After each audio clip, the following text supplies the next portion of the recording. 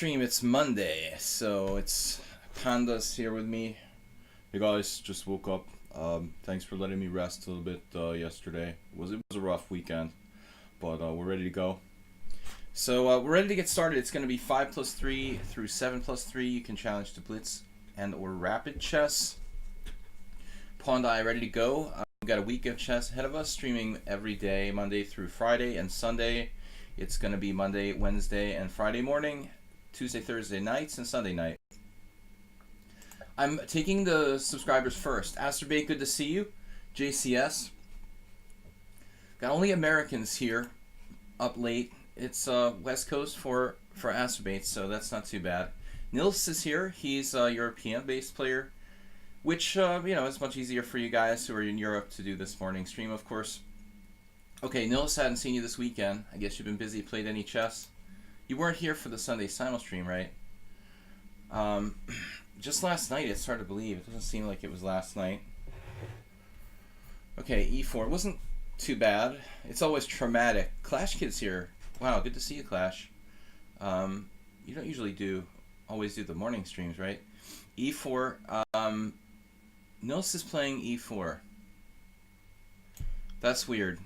He's always playing D4. Good to see you guys. Clash Kid, of course, last week he made a very generous donation to the stream with bits. Nils as well. And you guys are two of the premium supporters of the stream, so thanks for being here. Knight F3, Knight C6, we're going to play this. I don't know what's up with E4 because usually Nils plays D4. He's trying to switch up on me. Alright. 54 ping, that's not bad, but we've got OBS slowing down my pieces a little bit. I want to turn on the engine. The flat earthers will rise up. Okay, D6. Good morning, guys. I need more coffee. Alright. Been awake for a while. I'm just reading the news. We call it a Blue Monday simply because... Oh, wow, that's weird. It's a holiday in the United States, right? Isn't it? Isn't it like Columbus Day? A pseudo-holiday? Sort of half-holiday? Is it a holiday? Stay at home the first weekday? What is the first weekday? Seriously?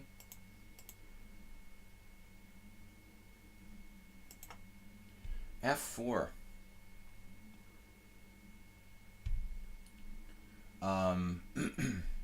What's up with F4? Can you even do that?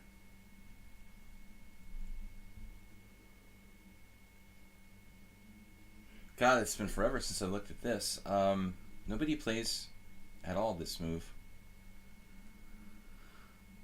So, I mean, I would presume like Queen B6, Bishop D7. I must have studied this at some point, but I have no recollection of what I'm supposed to do. H6. H6, bishop takes, queen takes, knight b5, queen d8. I mean, that should be fine for black, but h6, bishop h4, then this sort of g5 stuff, can that possibly work? Usually those sort of things don't work, but I could probably play g5, takes, and then move my knight somewhere, like knight h7, I guess. But I mean, is this really a good idea?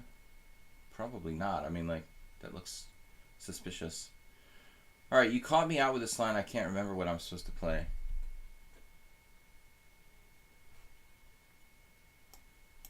I literally don't remember. Maybe we can transpose back into a bishop b7 rouser after queen e2 or something like that. I don't know. The move order would be messed up, though. Should be some sort of trick for me. I have to learn some new lines in English. The symmetrical variation is simply gaga for black. Symmetrical variation is just simply a draw. It's very good for playing for a draw with black. Nils is doing something strange here, taking on c6 and playing queen f3. This must be some kind of transposition to a bishop b5 on move 7 type of thing.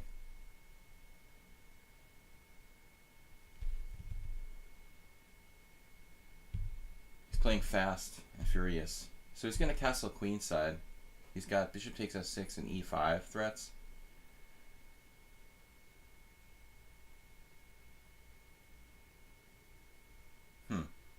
You know, you could probably play e5 here. It's kind of weird, but would shut down some of his tactics. Really fix the structure, though.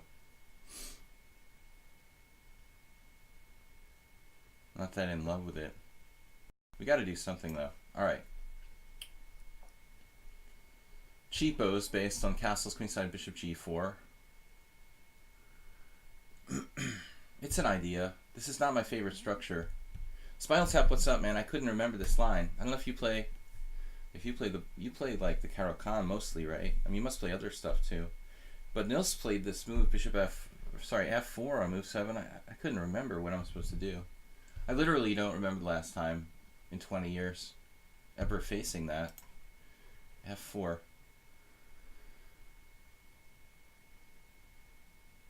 I mean, you see f4 on move 6 sometimes, but not after bishop g5. This is a logical move, of course. Bishop c4.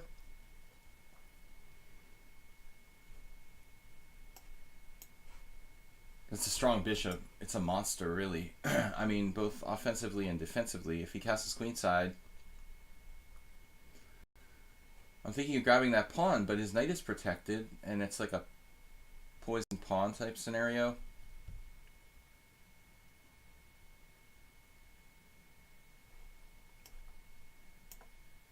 Alright, whatever.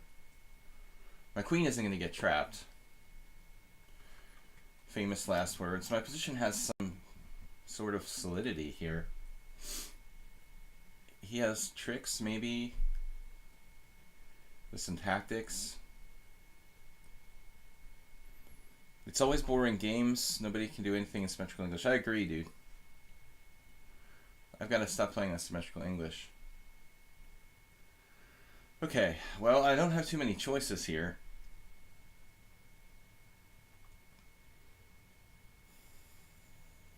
Is there some sort of tactic he can do? Like knight b5.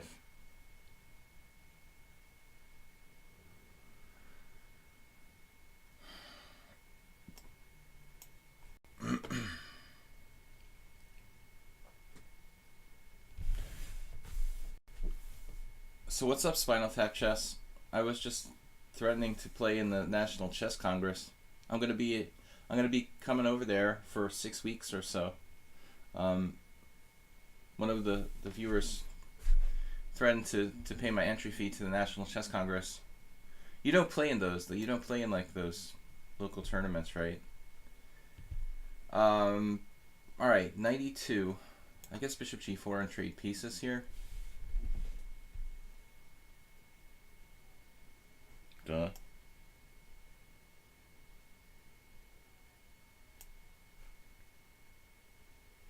First, we don't want to lose our queen. It's like a simul or something. I'm not awake. He's threatening to win my queen in one move. Threatening, question mark. I mean, whatever, parentheses. Threatening something. Can't imagine what.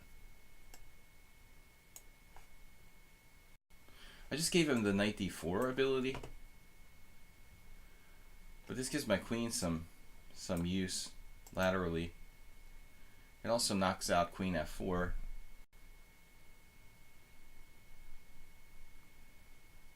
The h3 was a kind of hesitant move. Maybe he had something better. He was playing for cheapos last move. I almost hung my queen. I have knight h5. And I just win a piece. Bishop takes f7. Wait a second.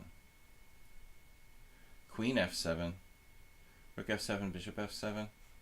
Well, whatever. I mean, whatever. Bishop f7, bishop takes h5, rook takes f4.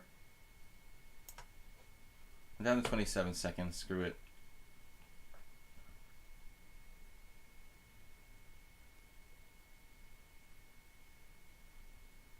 Maybe queen f7. It was a mouse slip.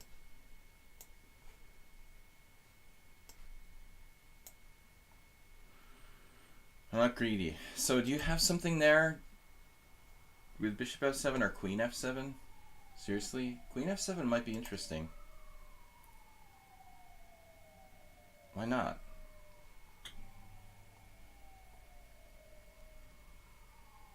It's the best try. I mean, queen f7, rook f7. Then you can play bishop f7 and play bishop takes e7. I guess I go back. I can't play knight f6, can I? How does this work?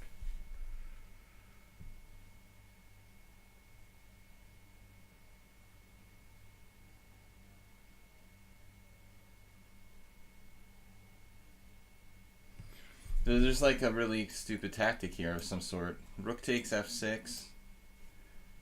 Queen c7 or something? Or what am I supposed to do? Queen e5? Queen e5. That move like attacks everything. Look. Blink. Blink. Blink. Yeah, but what's up with f4, dude?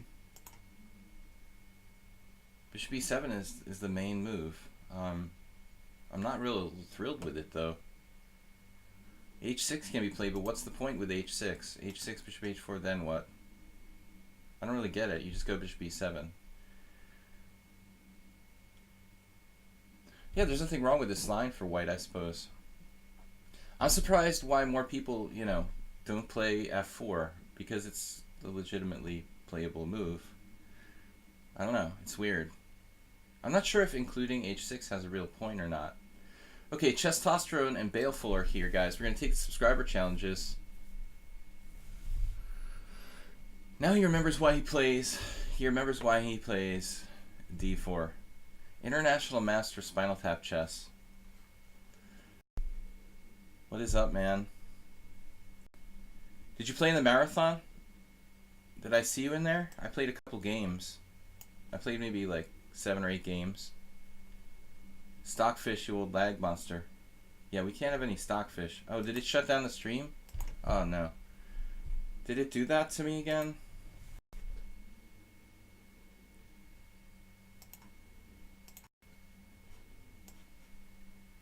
No, okay. Well, I was scared it would shut down the stream. I did that the other day. Just as the Flat Earthers had predicted. Alright, Testosterone. It's Monday, guys. We're just playing our regular stuff. The stream is choppy, well, because of the stockfish, probably. I turned it off. It's not going to have a good effect. I admit. The Earth being flat is true. There is some truth in this stockfish thing. It never used to do that, but now it's like out of control. I have to get another engine I can like separately use or something for analysis, because this thing is just, it just brutalizes. I don't need like, you know, the fastest engine in the world. I just want to like blunder check the game. I mean, that's all. In the marathons with 24 hours, why they don't make the time control with increment? I mean, you play so many games. Because people want to win on time, Clash Kid. We're going to play our usual stuff here. It's so boring to play the same stuff. We played c5. We'll play a Benoni then. That's cool. Turkey Farm. Otherwise known as Turkey Farm. Nice to see c5. Something out of the normal King's Indian realm. I mean, I think that to play a marathon with increment, it's an interesting concept, but it kind of kills the, I think it kind of kills the berserking and stuff. Does anyone know who won? Spinal Tap should know. He was probably playing in it. He always plays those things. He's a marathon veteran.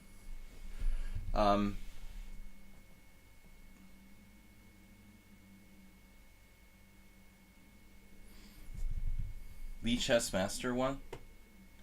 There was some new account who was just like really cruising most of the way. Oh, he won. Lance was behind for most of the marathon. That's interesting. A6. A6 move order. So wasn't Lance behind until the last several hours? Does he always do that? He can just afford to be behind to the very last moment? Because like there was just like 5 hours left or something, and he was like solidly like 50 points behind the other guy. Some new account was like leading the whole way, the first 3/4 of the thing.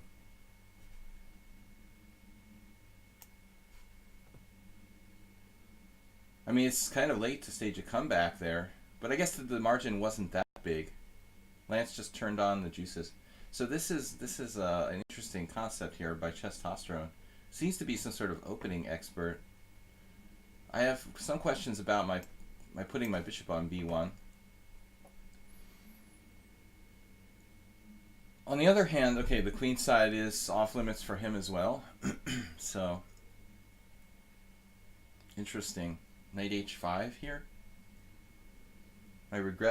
Do I regret putting my bishop on b1? I mean, it discourages f5, but other than that, it has absolutely like zero significance. I guess my concern is that he plays knight h5, knight f4, knight f5, and my bishop should be like on f1 now. See? This needs to be over here to guard my king side. Goody. The other option is to like take when he goes knight f4, but I need something good, in other words. Something good to do. Knight f4, bishop takes f4, pawn takes f4, and like e5. I'm not sure. I mean, it's really worth it, you know. To get in e5, still he has unopposed dark squared bishop. He does it. I don't think I can live with that there for very long. I was thinking of like king h2, knight g1, which is a pretty standard policy for me. But king h2,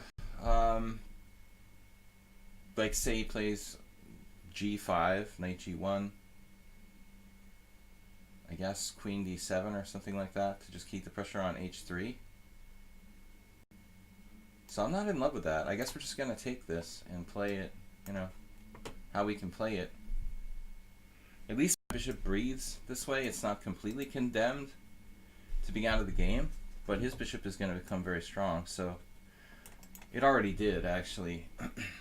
The only thing I get out of this is a protected pass pawn at d5, I guess, at the end of the day. Pawn takes, knight takes. He's got stuff like queen g5. He actually has bishop takes h3 on the move here. Bishop takes h3, pawn takes h3, queen g5 check, king h2, and then something like or king h2 or king h2 or king h2. You know, he has this move right away. I guess I could play pawn takes queen g5, queen g4. Okay, it doesn't work. Queen g5. What do I do? I mean, it would be nice if my rook would actually really work out here on a3. Hard to make progress without bishop takes f4. I mean, my concern isn't about making progress. It's about, like, not succumbing to a strong kingside attack. I mean, it's more like a defensive move rather than an effort to make progress. I think I misplayed the position by putting my bishop on b1, like, right out of the gate. And it should be on f1, like in a King's Indian classical or something. I mean, the bishop really never should go here.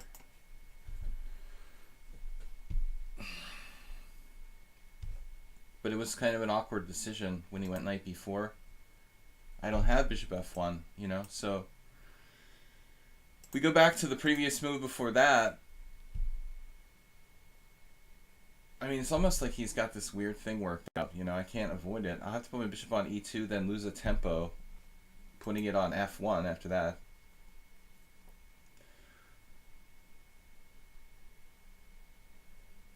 What about just like rook e8 for black? I mean, it looks like a good move. I like black's bishops. Knight is well outposted. I think he should be probably better. Now this weakens his white squares a lot. I mean, it looks like I could just sack a piece straight out of the gate here with knight takes g6. I mean, no joke. Like, just knight takes g6, h takes g6, bishop takes g6. His e8 is covered. I'm threatening queen h5. Now on the downside, it's a piece negative for me. So he has one defensive move. I go there. He goes like there. I mean, it does look bad for black, doesn't it? I mean, I know nothing about positional chess, just very brute force threats. Like, I'm sure he has some sort of defense. Yesterday I tried to sack a rook in one of my games, and it like resigned the next move. The fanciful rook sacrifice that was completely unnecessary. But was it so problematic? Let him play knight takes d3 bishop. Absolutely, Clash Kid. I mean, that's possible too. The problem is that down the line, you know, he might have f5 and kind of open up the white squares against me. But I agree, like in general, when you have a bishop like that in the Sicilian, say, for example, I don't mind at all, you know, trading those bishops in a Sicilian. He found a defense, damn it.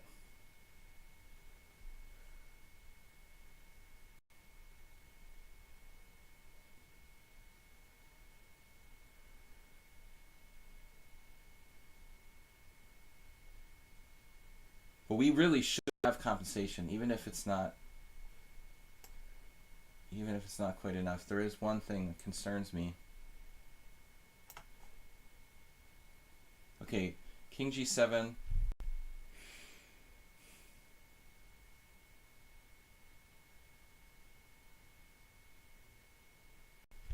Lots of possibilities here. Knight e4.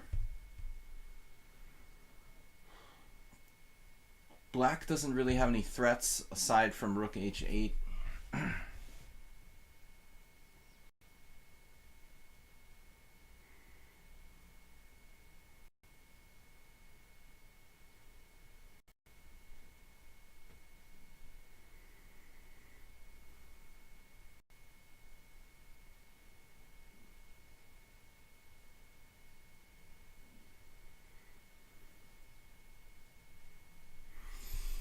If we go back to bishop b1, I'm threatening queen g6.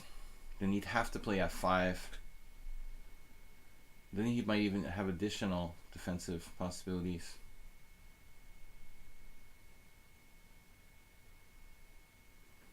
I think we need to really accept that this is seriously a long-term piece sacrifice. I'm not going to checkmate him directly. It looks like maybe knight e4.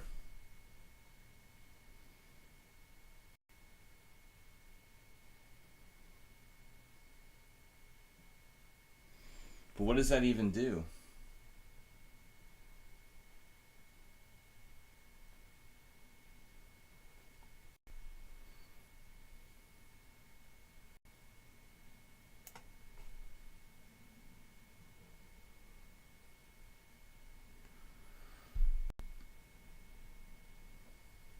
Loses immediately. It's just like yesterday, man.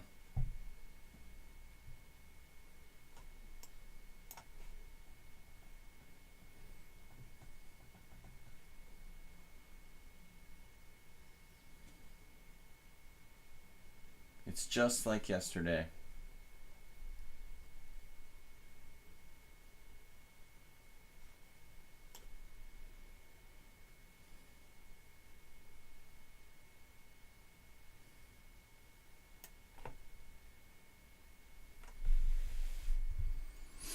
Yeah, I should have just played bishop b1 instead of that knight e4.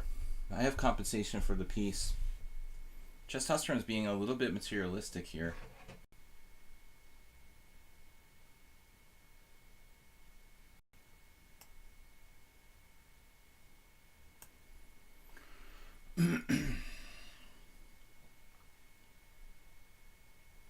Knight a3 was very materialistic. And also he's got like tons of time. He's 1693. I mean, it was just like my blunder yesterday. Why not just play the simpler move? Especially when you're in time pressure. After bishop b1, I was fine. I'm down a piece for 2 pawns, but his structure is destroyed. He has a bad bishop on h6.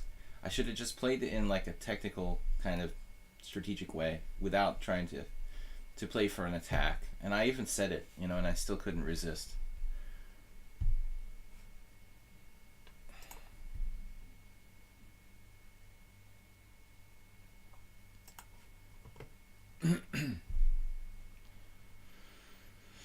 Well, threatening annihilation right now.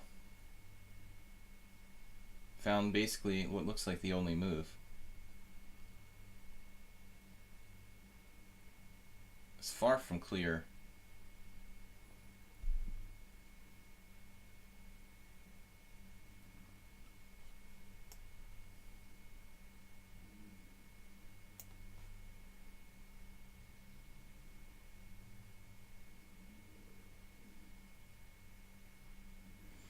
And what's the material after pawn takes knight?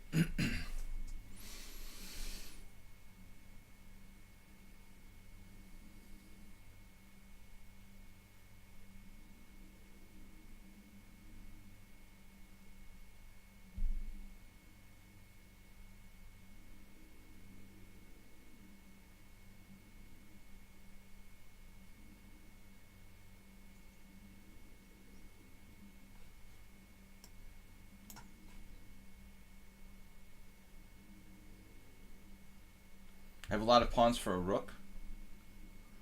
4 pawns for a rook.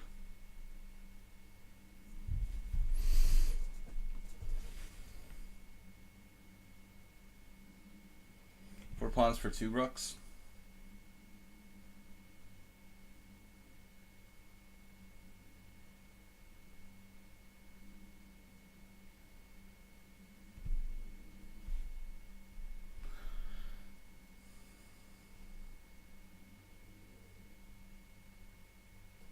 Yeah, that's the best move. Or is it?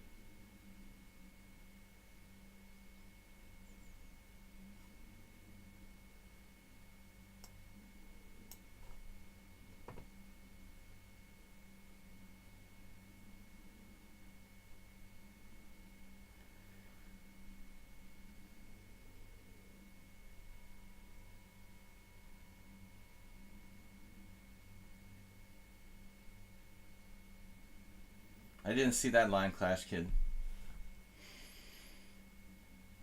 My suspicion is that I should have just played bishop e1 with compensation. After knight e4, I'm probably losing.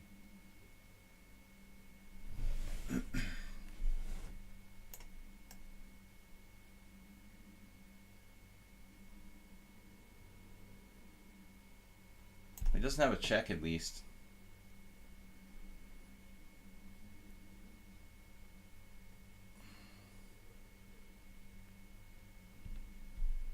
But he's probably just winning now because he broke up my pawns.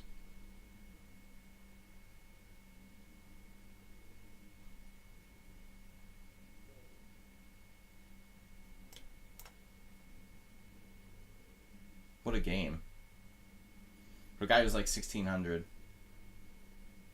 This was an amazing game.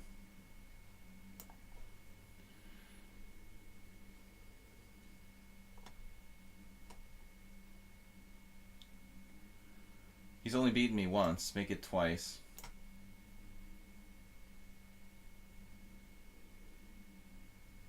Wow. Wow, dude.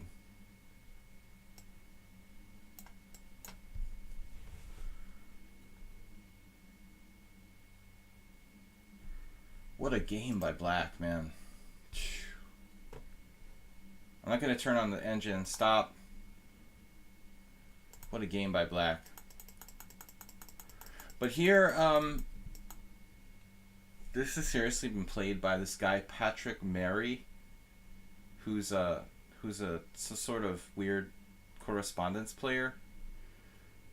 So this apparently is known.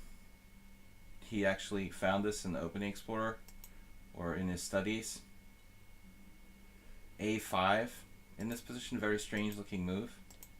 This has all been played before. The same exact thing. I feel like bishop e1 is wrong. Volke won a game, but what do I do after bishop e1? It's all following the theory. So Volke played d takes e6. What is so appealing about this structure, though? I mean, this looks stupid for white. Bishop takes e6. Bishop d3. That's just lame, dude. I mean, white's position looks lame here. He beats some guy, but I think it's wrong to go bishop d3. I should probably play bishop e2. This Polish guy did this. I think he's a good player now. He's like 2460. It's Kurzanowski. b6. And then like rook e1 or something. And I can put my bishop on f1. So I should go here. I'm not sure if black should play e6 or e5. I mean, b6 looks like a stupid move.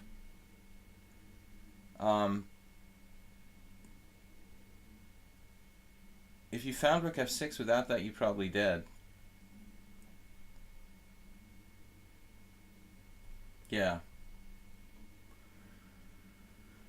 Alright, let me see. Turn on the engine for just a second. See, the computer doesn't want to play bishop e1 either. I don't like it. I don't like it. I'm definitely lost, though, later in the game. Alright, Turkey, man. Strong player. Nice game throughout, though. You're probably winning from opening to endgame to end. But I should have played bishop e1 back.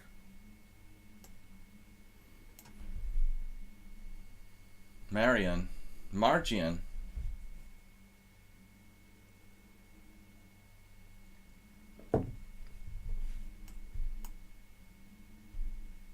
I don't know. Someone needs to check that position with the engine. If I don't play knight e4 and just continue down a piece or two pawns, what's the evaluation there? Because I thought I was okay. This supports my theory that all tactics, 95% of tactics don't work.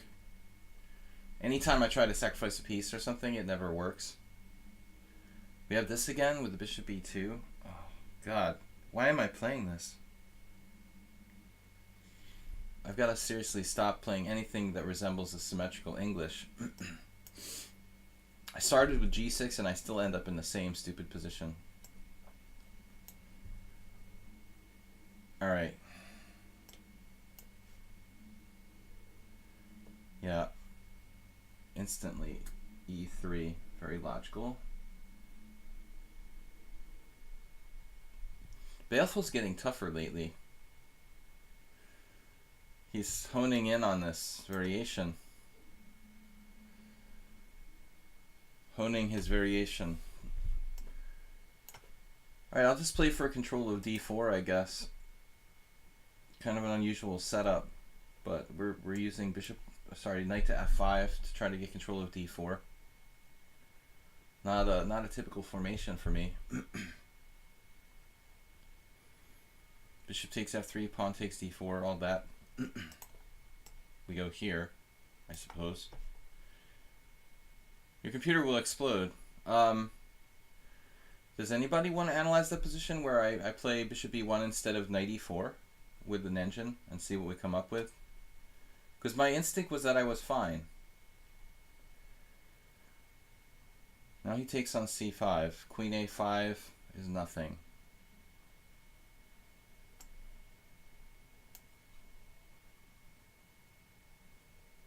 We get this boring structure. I could have played queen a5, but after queen d2, queen takes c5, knight e4, queen somewhere, like b6, he can play bishop takes g7. I have fianchettoed knight. It's a kind of strange position.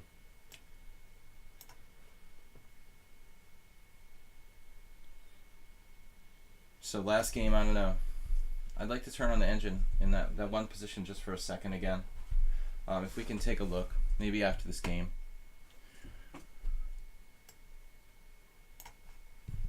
D5 square, very important. We can't be having that fall into his hands. Solid, rock solid formation for white though. No weaknesses. No choices. Now is white squared bishop extremely strong. So where do we go? Ambulance is on the way for my position. I don't really want double Isolani pawns. Double Isolanis.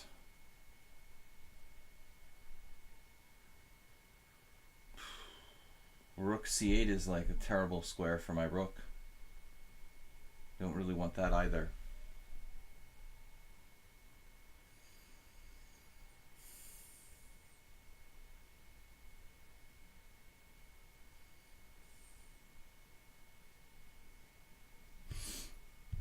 Engine bishop b2, but I don't mean that position, Astrobate. Your phone says knight b5 is better for white instead of knight e4. Yeah, that was another move that I considered. The phone. Is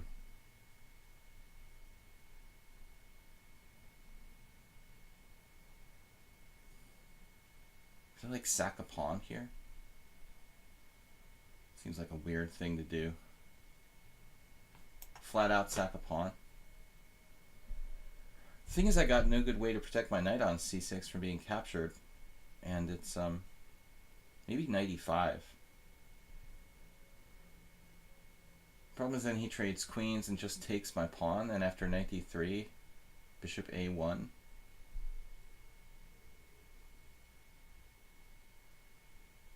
I don't have anything concrete at all there. I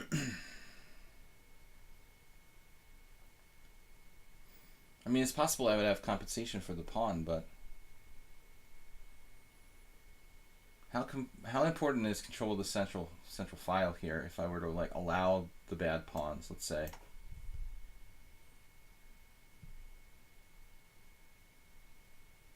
Second option is to sack a pawn, like outright, with bishop takes c6, bishop takes c3, bishop takes b7, rook d8.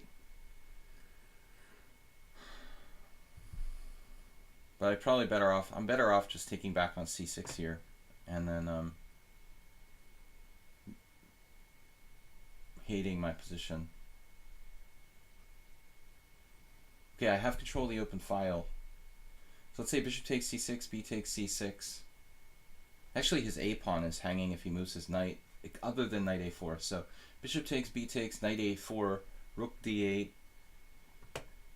and then something like queen e1. And I'm questioning. There it is, knight a4. That's not as bad as allowing the double pawns, at least.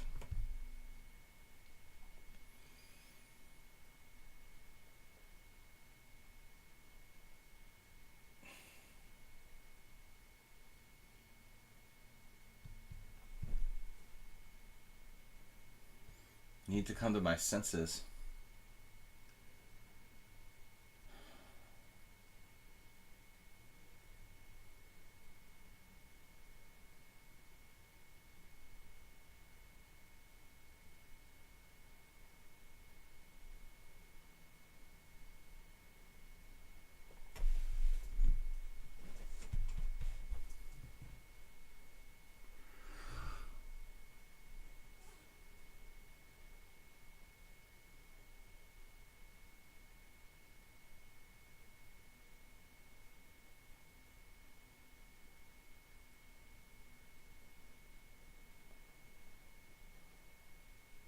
Okay, maybe there's something I can do.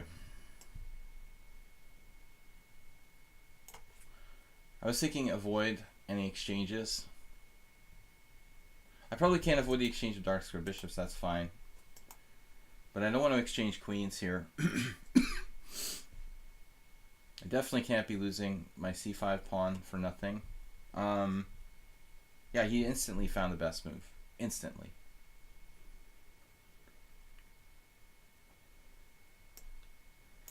And this is my only plan. The tactics on the knight on c5. Very, very accurate. Queen e1. Bishop f7 instead of bishop takes f5, showing what? Plus 9.7.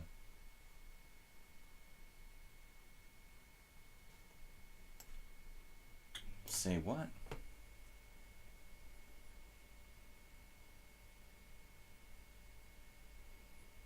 But now is he just screwed? Knight c5 is a little bit optimistic.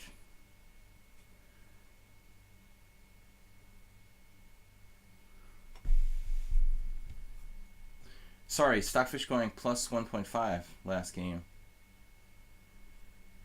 At least my gut instinct was right. Now we've got all kinds of threats, like this smashing his king side, taking his knight. There's a fork on d3. So he let me off the hook here by playing knight takes c5. I don't see any reason why he has to do that.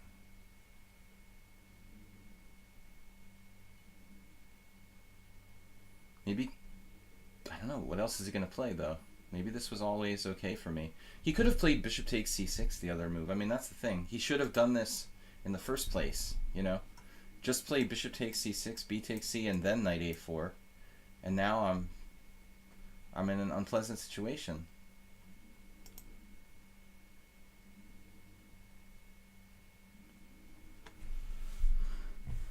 U-chess, U-chess, lichess.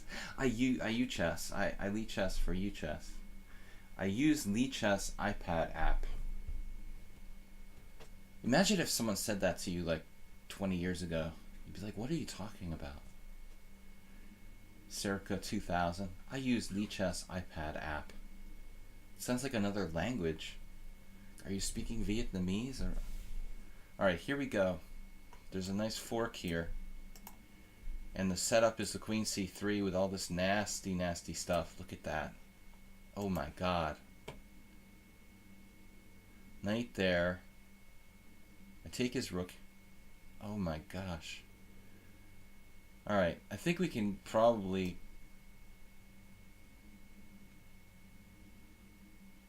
resign or something. Wow.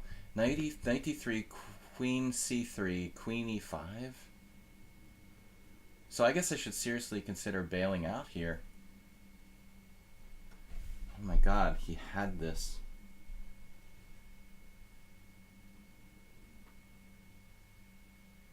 It was all planned. And I'm down a pawn at the end of the day. Seriously? Knight d3, queen c3, knight takes b2. Knight f6 check. But it's just one check. King h8. There is another kind of big check coming though.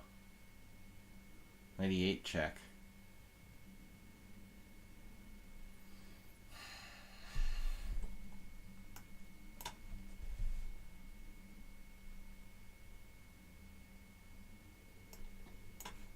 I'm just going to accept being down a pawn with control of the open file.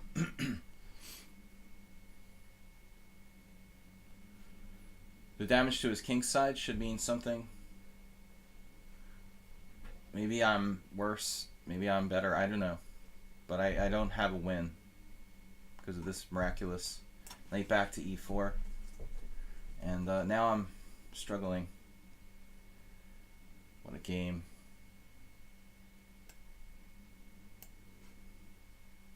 Not really sure if this is the best setup.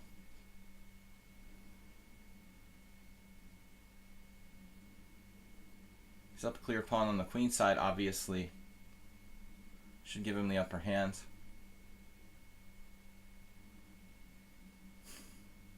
I'm like lost every game. Wow. You would never guess that I'm 29.5, 1.5 against Baleful. F4.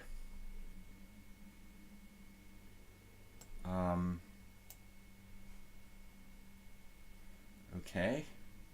The knight's pretty freaking annoying, dude. You know, I think I've seen enough of that. That's got to go.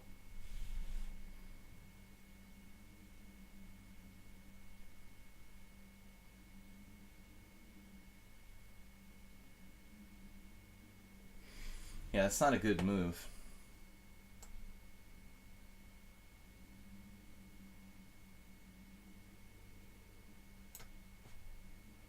He has defenses.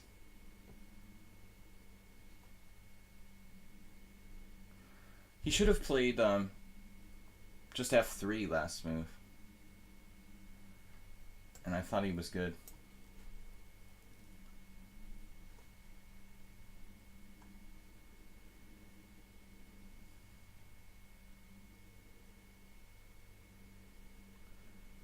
We're fighting for the right to party. Alright. Got a lot of pressure for the pawn now. Bad timing with the f3. Now we have legit strong play. But he's been defending really well so far. I could have just played rook d7, but the point was, if he tried to oppose the file, actually he couldn't really.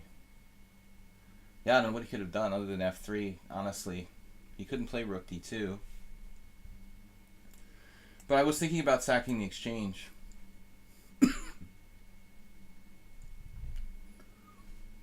Thanks guys for watching and subscribing. It's the Pawnda. Hey. We just try to win lost positions, okay? That's my specialty.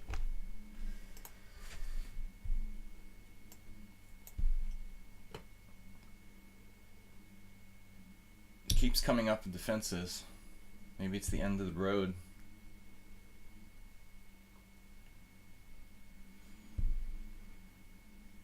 End of the road. Alright, there's a nasty check. He again finds a resource. Damn it.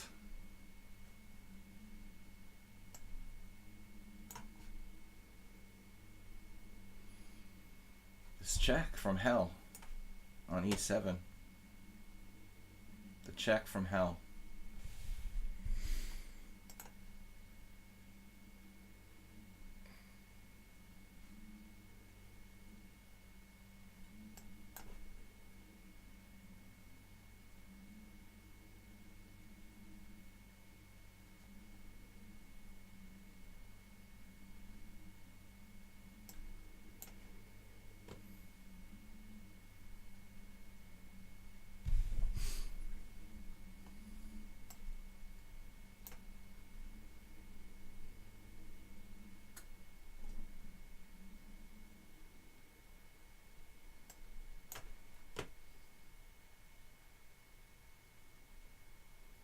I'm just trying to...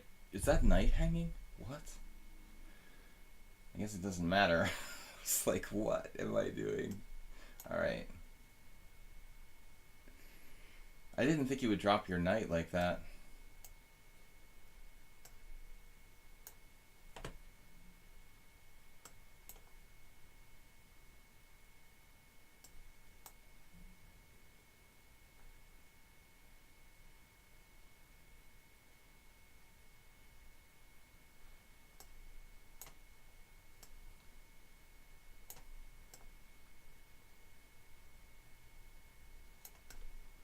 He just dropped a rook.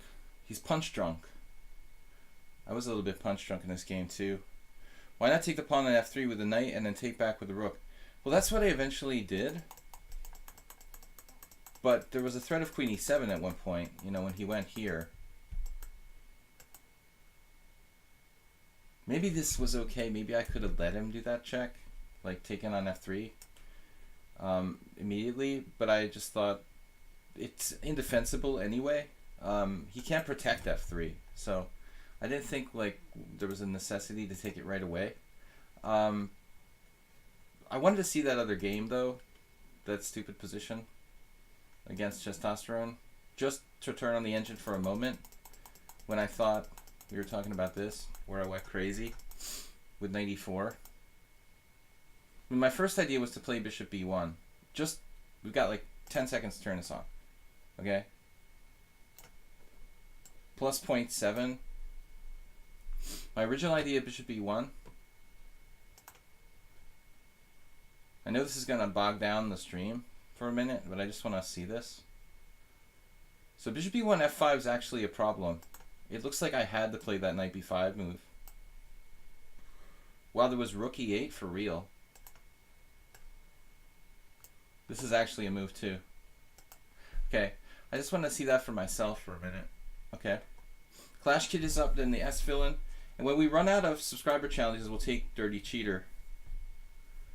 Again, in a great position, I screw something up. I mean, you should have kept it simple with bishop takes c6, and you're just pleasantly better, Baleful. It was a big mistake not to take on c6, I think. Guys, tomorrow night we're doing Blitz viewer tournament at 6:30 p.m. CEST, Central European Summertime. I'm gonna keep trying to play the Caro Can. The Caro can't. Hey, what's up?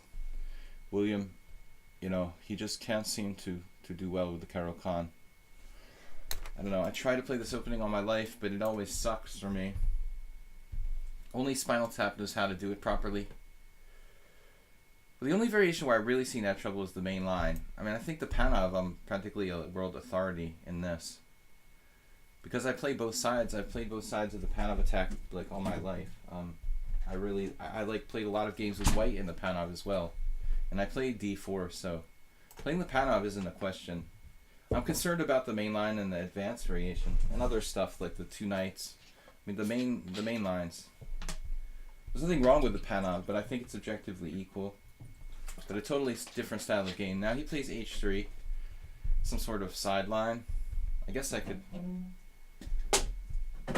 don't know what. Well, no big deal. Whatever. e5, anybody? Maybe Morales would play e5 here. Takes on c4. That's a good question. You could try to take on c4. I'm just gonna go to my normal system. I mean, h3. It's just a kind of standard line with colors reversed. There's no way white should get an advantage. He can try to play like c5,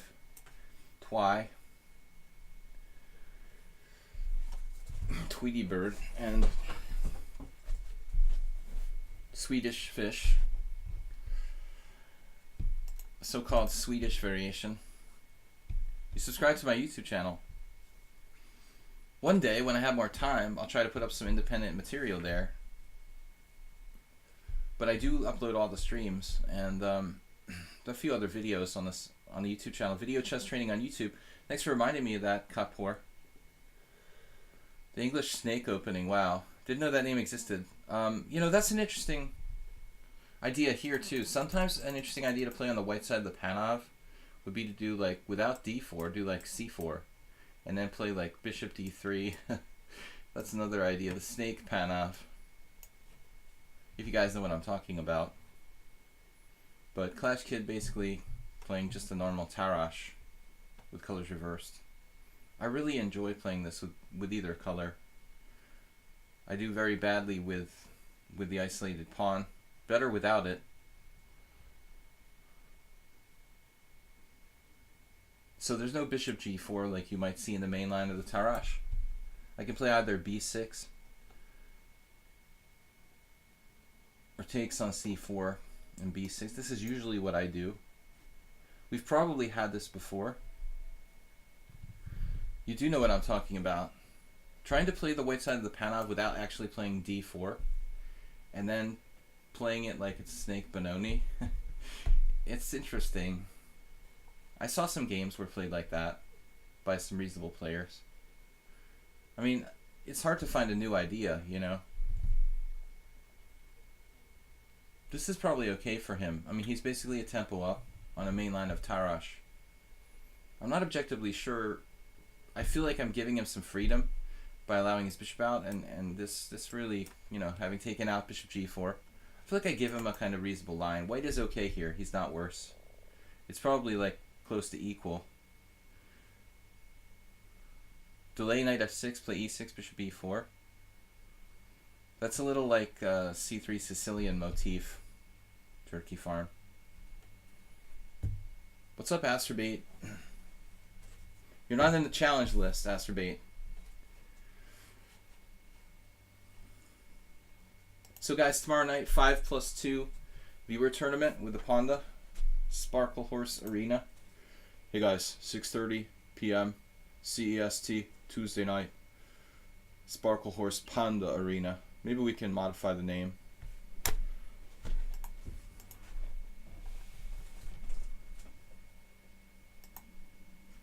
How we got?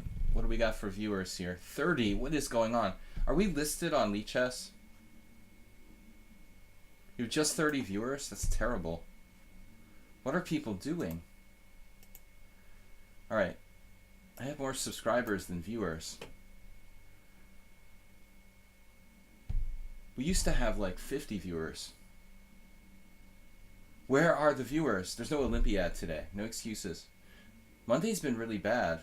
I will be going to the United States, guys, just so you know, on the 17th or 16th or 17th of October. So we'll start resuming the stream from USA times on October 17 or 18. Guys, can you check in lichess to see the stream is listed on the site at the top of the top of lichess? That my stream is just there in the list.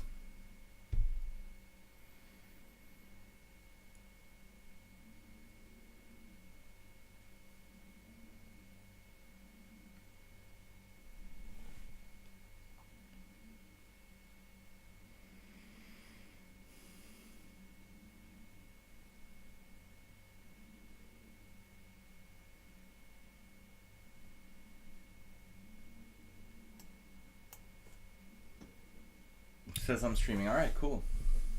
That's all I want to know. So it's not their fault. I just suck, you know. What can I do? All right, bishop takes b7, queen takes b7. I can't see it while I'm streaming, you know, without opening another window, which will like sync my computer. So I already have 2 Firefox windows open. Firefox is really, really brutal on the CPU. It seems like. He exchanged right there on b7. I thought that maybe he had something a little more incisive for me.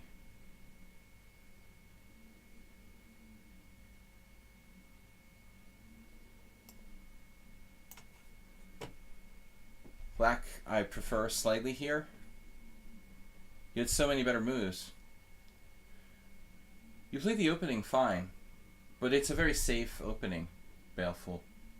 I'm done playing c5 against lower rated players. I will not, like Clash Kid was talking about this earlier, I will not go into that symmetrical English. Actually, this was my philosophy for years. You know, I always like thought playing the black side of the symmetrical English was a done deal. You know, it's just like drawish and boring. And then I had this idea, oh no, there's some lines to create some dynamism. But most of the lines to create dynamism are kind of bad. So I'm done with that. I gotta stop playing anything that's connected to c4, c5, unless you want to draw. You know, if I'm playing a 2500 and I just want to draw with black, I mean, it's fine, but I can't be playing c5 in symmetrical positions. It's just too easy for white to get kind of boring positions. Well, I think you played better, Baleful, but you had an even simpler solution there.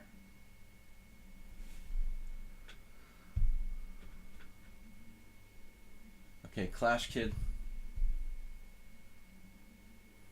Now I want to play e6, but it might allow d5. No. It does weaken my position, however. Alright, whatever. Float like a butterfly and sting like a bee. My knight is floating on b4.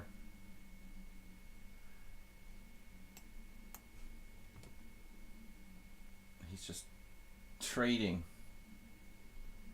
He's a trader.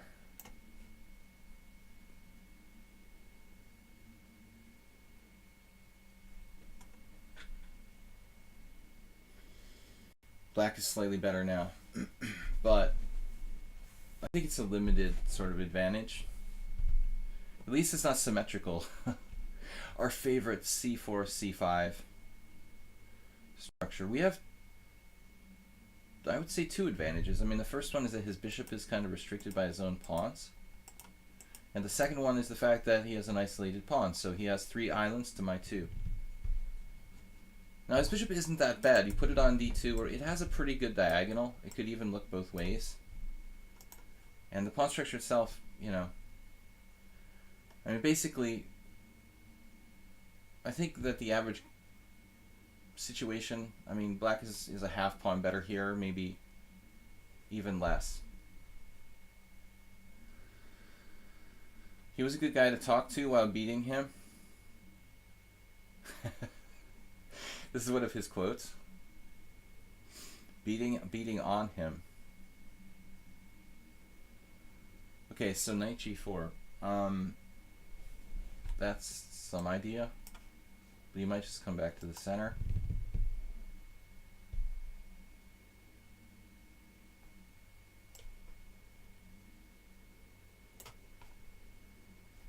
This feels wimpy to just trade stuff.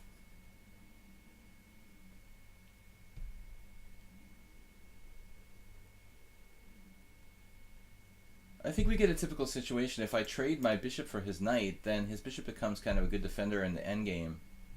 This I don't mind too much, though. I don't mind trading queens. I feel like it reduces any counterplay he might have had. Maybe objectively this is drawn.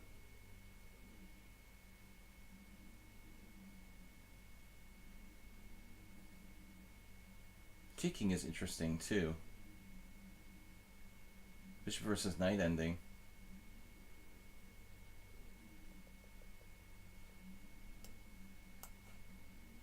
Clash Kid is a really good endgame player. But his time problem here is going to make it difficult to find, you know, optimal moves with a lot less time than me. But I do talk about this concept a lot, that you shouldn't play for time in an increment game. I'm not trying to run him over on the clock. I just want him to be in an unpleasant situation, time-wise. So you don't make lightning fast moves to try to get the guy to lose on time.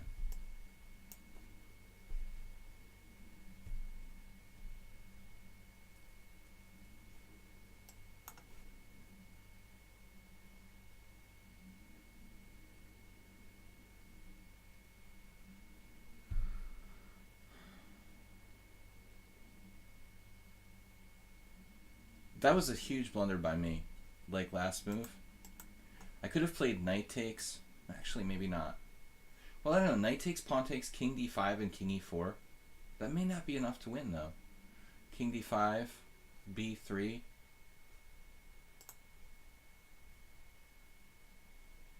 Take, king d5, king e2, king e4. This should really be good. I have a double threat here, essentially.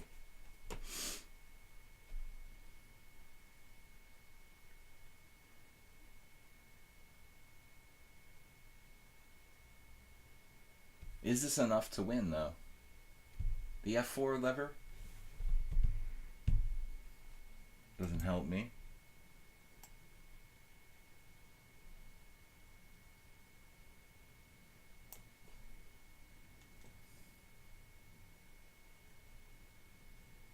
I guess king c4 deserves serious consideration as well. Might have just been better to target that other pawn. You want a rapid game versus NM? Who's that? Asterbait? I mean, Arsenal fan. You start with an A. A is for Arsenal. This has got to be good for me. I can fix the pawn on g3. I mean, that's like 2 weaknesses.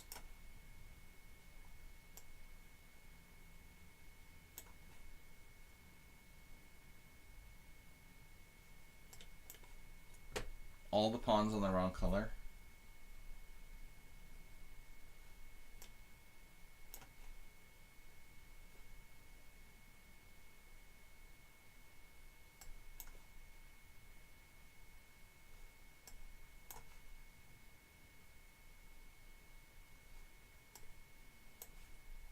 We have the potential for the outside pass pawn now. Shit, you're on my b6 pawn. I didn't even see it.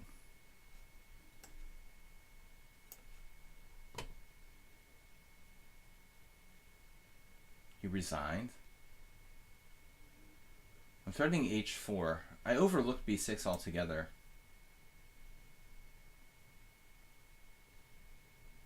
b4, bishop takes, king takes.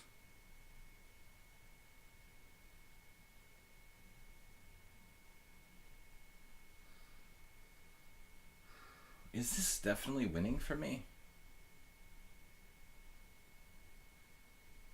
After b4, h4, pawn takes pawn. That's pretty brutal. b4, h4, pawn takes pawn, g3. I'm a little concerned he could play bishop back.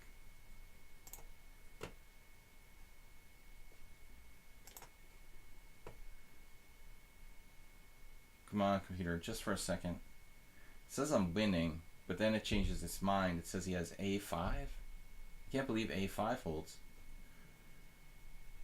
a5 first. The computer thinks it's clearly better for black. Still not giving a decisive evaluation. I can't leave it on or it'll crush my stream. But I shouldn't have played maybe bishop takes there. I didn't even stop, dude. I didn't see bishop c7. I could play b5 first. I mean, he's got no counterplay. I just basically hung a pawn. You know, after b5, it should just be over. All right, S-villain. Wait, we didn't just play? Though this is the S-villain. S-villain is not a subscriber, is he? We lost another challenger. Our other challenger is gone. Yeah, it was way bad all the way, but there's no reason to just like hang my c7 pawn. I mean, I almost threw away the game there. The b6 pawn.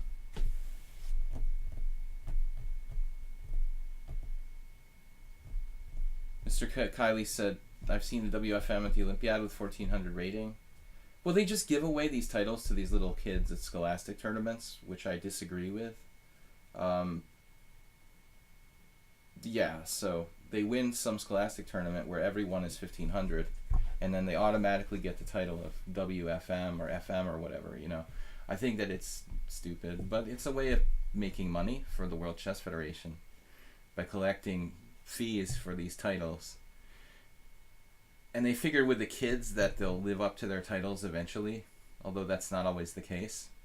Okay, the S-villain. Thought you'd be more impressed. What's up, dude? I was kind of busy with my game there, Arsenal fan.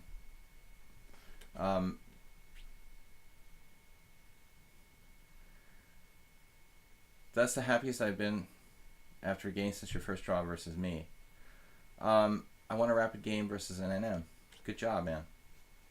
But honestly, Arsenal fan, not to disappoint you, but I expect you to be able to do things like that, you know? I have high expectations of myself and of my colleagues.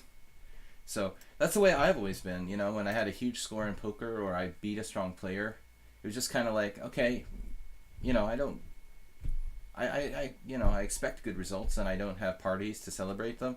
I just expect it to keep coming, you know. But maybe we should enjoy the moment a little bit more. Congratulations. I've always driven myself though, and never really stopped to celebrate my successes. I guess I'm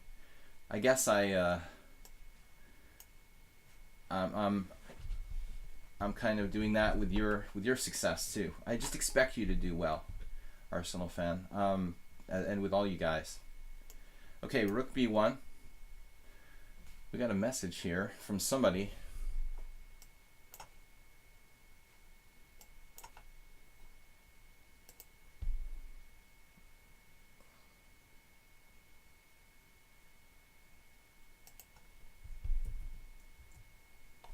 Hold on a second. I see. What's up with my stream? Kind of lagging?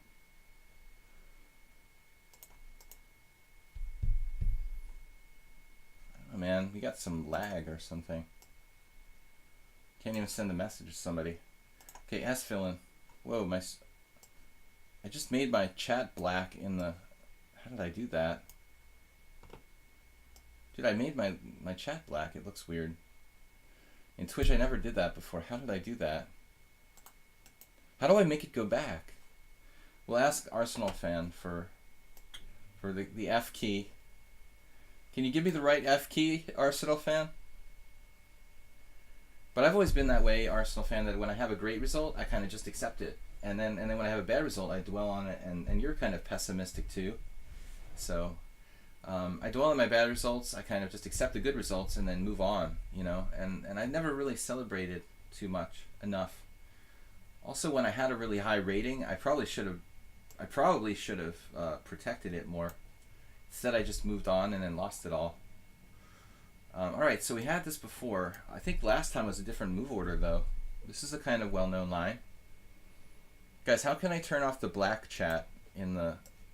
How do I change the color of the background in Twitch? Because somehow I made my black background. It looks weird. How the heck did I do that? Edit appearance.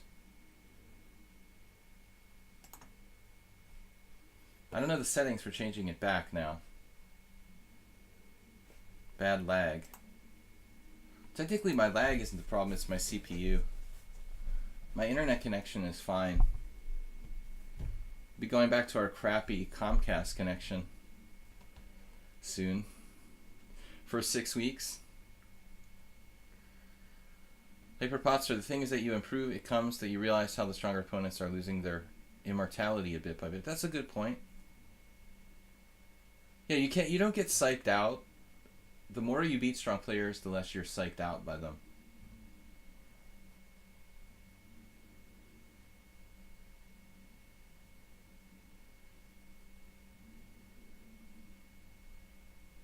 Sergei Kudrin variation here for black.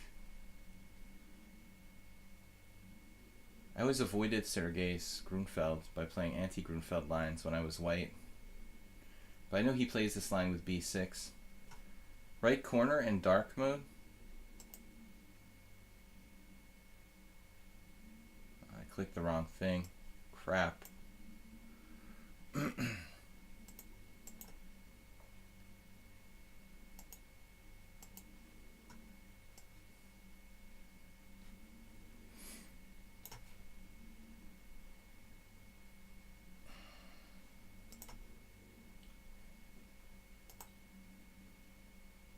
Alright, I'm not going to worry about it now. We can live with the black chat background.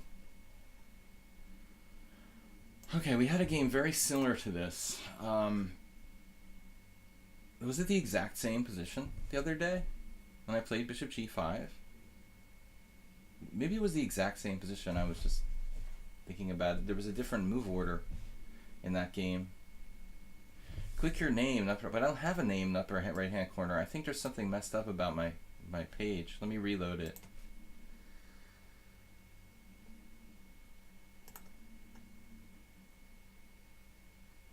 Okay, I think it just got glitched or something.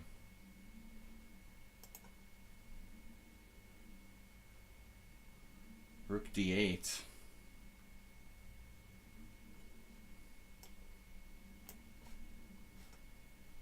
I'm having trouble. I think it just got glitched. I don't know what was up with it, but it's white again. So rook d8 into the pin, and also weakening the f7 square a little bit. I mean, yes, it's natural here. I guess he has knight c6. Oh, was this well, that was that game when we had bishop takes e7 or whatever, along similar lines. Knight d7, bishop takes e7, knight e5 type of stuff. Wasn't that it?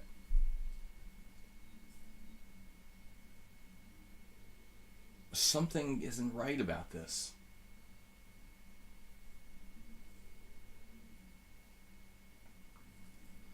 I developed my knight and lost, so I won't ever develop my knight here. I seem to be getting more and more immortal the more I play him, says Arsenal fan.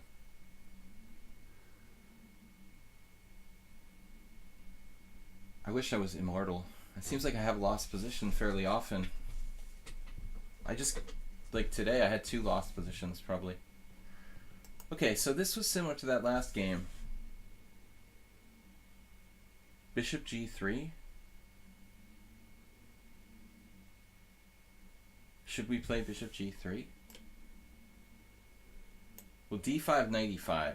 Not at all different from the other game. You could play d5. I mean, looks like d5, knight e5. Takes. He can take back either way with a slight advantage for white. But maybe bishop g3 like avoids exchanges of stuff. So it takes away the nice pin. He can always break that with g5 anyway. We're playing d5. Was it against S-Villain that we had this game the other day? Maybe Friday? Somebody I had a game, and I don't think it was him. They played c4 at one point. And who was that against? Wow, e5 anyway. Now it becomes like a blockade.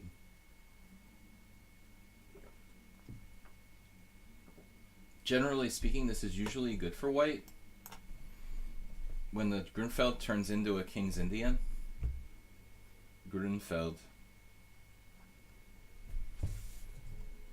Very strong passed pawn here. The c4 is on. It was against you, okay.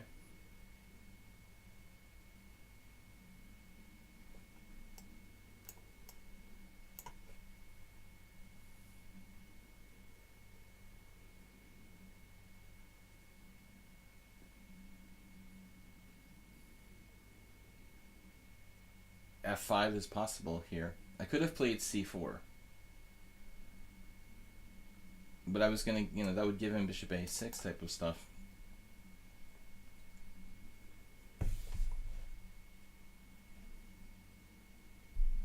I mean, I guess it's a normal move. But it feels like it's very, very blocked now, for real. I've got to rely on a kingside break, and it's hard to get it.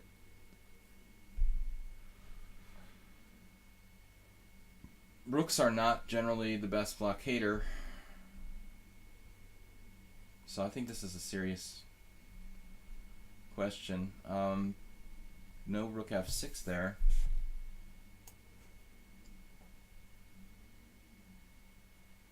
I could also play f5 with a spatial wedge. Then we run the risk of it getting just too closed to make progress, I think, with the queen side closed. Something like f5, g5. If he, like, say, plays rook back. Now I have knight f3.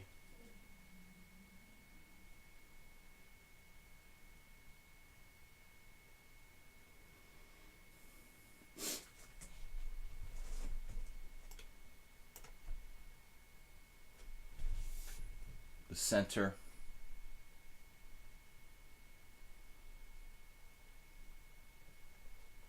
Just doing it like that, just blockading. Is that a problem for me? How about knight h4? Kind of hard to defend that pawn, isn't it?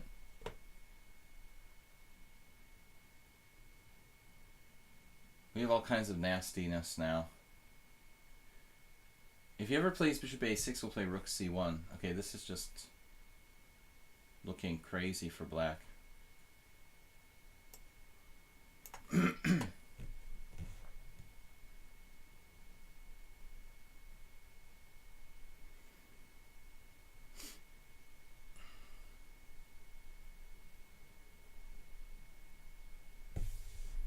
King f7 is a strange defensive approach.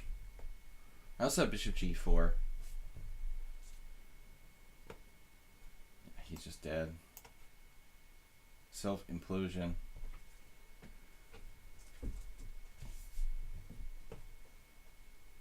Alright. Cop horse. He had the draw last time.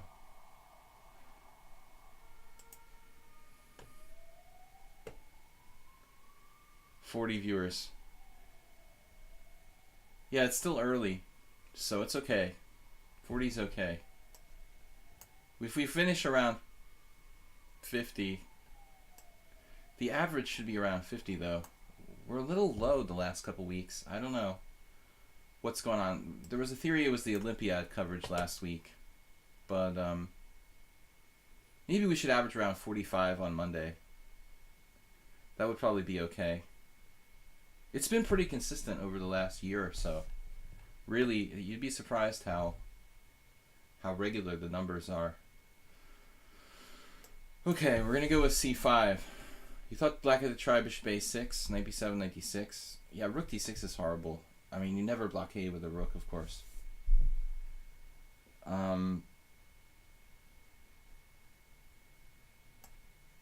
This player is only the second time I played him. He played really well the first time.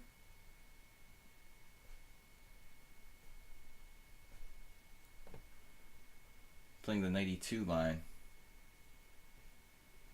Well, that's fine. I play this with white myself.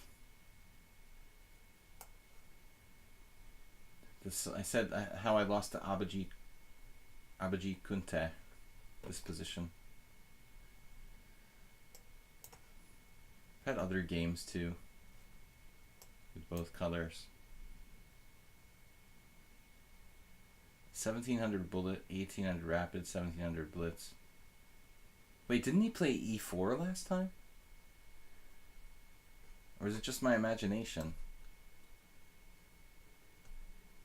Thinking, did Kunte play bishop d6 against me? No, he actually played... Somehow Kunte played like rook e8 and bishop f8, I think. I've been here before. Did this guy have e4 last time? Wasn't it a Sicilian or something? Maybe not. That'd be amazing if he played both e4 and d4. Not a lot of people at this rating level can do that well, you know. I mean, anybody can do it, but to do it well is not easy.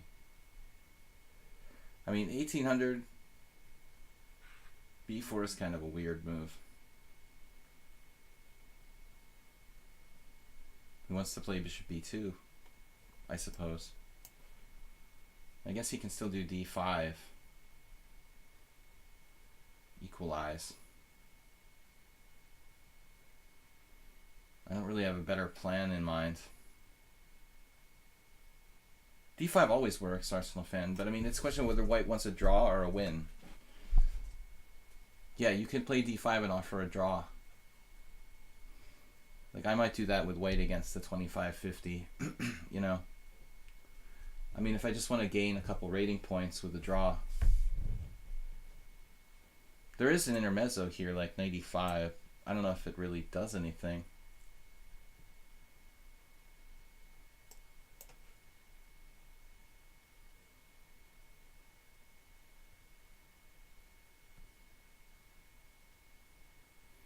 Flat out equalizes. b4 is probably even a good move.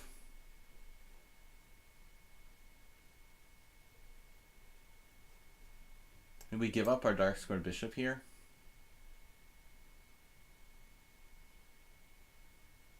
This may be a mistake, actually, by me.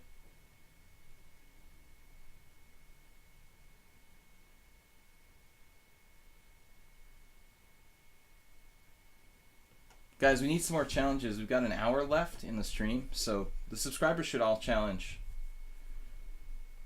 Everybody else is welcome as well. It'll be interesting to see if b4 turns out to be like a known move. See, honestly, my big fear was knight takes f6 check, bishop takes f6, bishop d5, rook b8 when my rook is poorly placed. And something like bishop f4 just sort of putting me in a bind.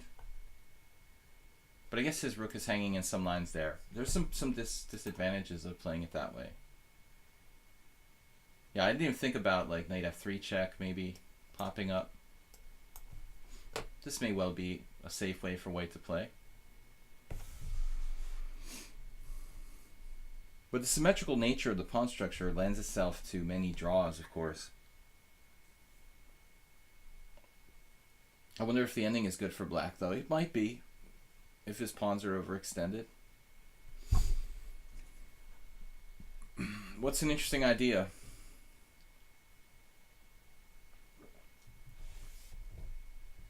The stream choppiness is the reason for declining views. I mean, are we consistently choppy?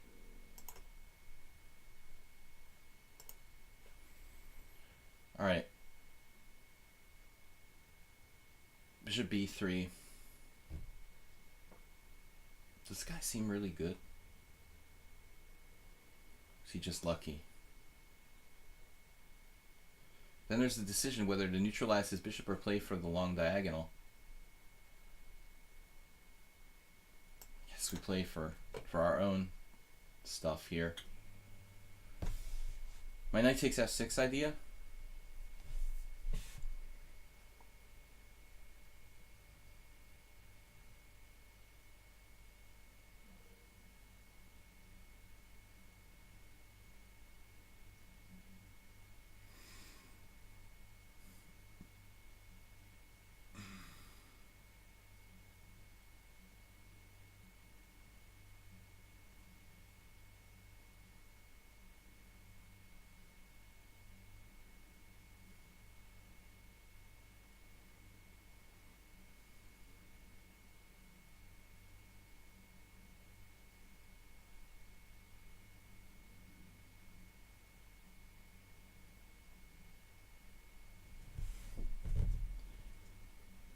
I wonder if I could play bishop d5, just try to neutralize this bishop now. That seems sort of stupid to do it now.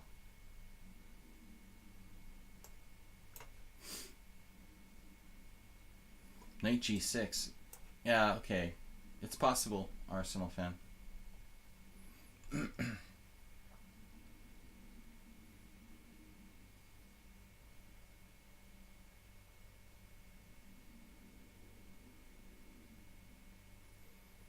Can someone check if this guy played e4 against me last time?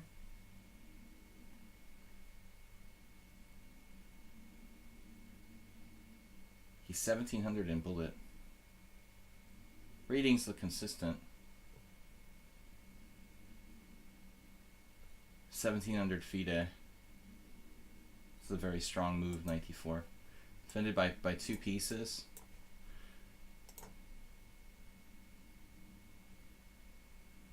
Maybe Arsenal's plan, you know, now knight g6, rook e1, queen d7. Something like that.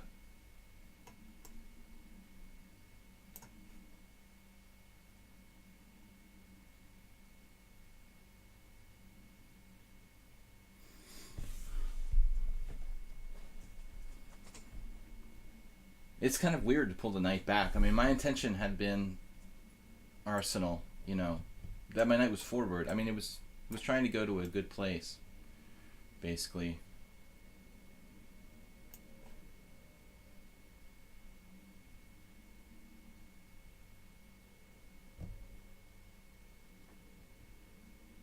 Hey, what's up, Torso?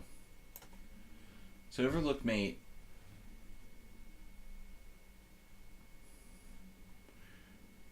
He overlooked the mate, challenging me to a rematch. We're not taking rematches.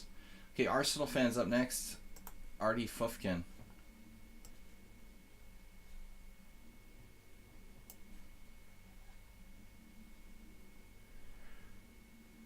Yeah, the strong bishops. What do I have 2 windows open? Why is it giving me messages like Arsenal fan made his move? I'm right here, I know. Alright, e4.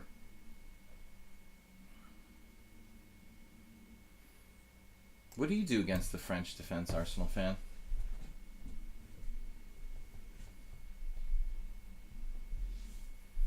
But I mean, after knight g6, rook e1, queen d7, he can no longer play knight f5. I think he could play something solid like f3, you know, and once he plays f3, he shuts down that whole diagonal. And now I have nothing better than to try to equalize with like bishop d5. It should be a draw.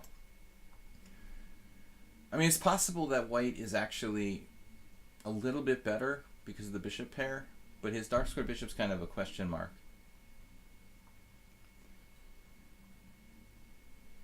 Okay, Arsenal. Polymer Records. Spinal Tap still here with us. Okay, c3. What am I supposed to do here? That's a good move, isn't it? Polymer.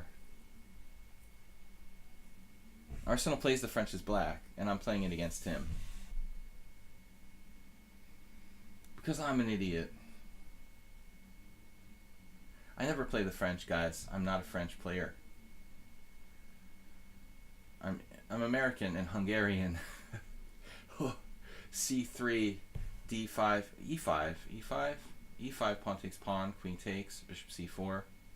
Like a bad... That's a weird position. That's probably totally dumb for black. Let's try something crazy against Arsenal fan. This can't be right. But I decided to try something really ultra experimental here. Just because it's a fast blitz game, 5+3. Doesn't the knight at f5 hang after queen d7, f3? Okay, so I'm saying, yeah, rook d1. He can't play f3 right away. No, I'm saying no playing f5. No playing knight f5. No. Now, what did I mean? He played knight f5, but instead of playing knight f5, he should have played rook e1. Then I play queen d7 to stop knight f5. And now he plays f3. And he just has a kind of solid position. There is some question about, I guess, the dark squared bishop and the holes on the white squares. If I can play like maybe bishop d5 and trade the white squared bishops, it's possible he ends up in a bad bishop versus, what I want to say is bad bishop versus knight scenario.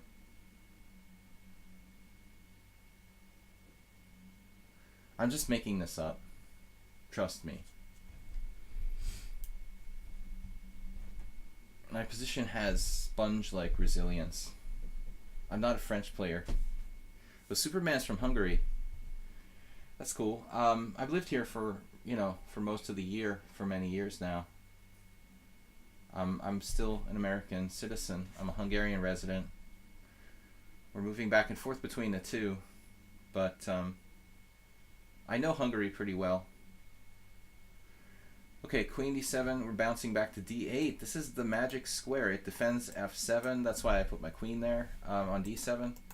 Then I could actually reroute through f7 and d6. Much better than going back to b8. And so the game will be interesting. Here I am talking about f6, but it doesn't mean we have to play it first off. We could play bishop d6. Maybe that's better. Try to give us an alternate means of development. Probably not. Let's just not. We've got to do it this way. This is pretty dodgy for black, but we're basing this on the time situation. So it's a dubious setup, but I think white has to play really well to get an advantage here.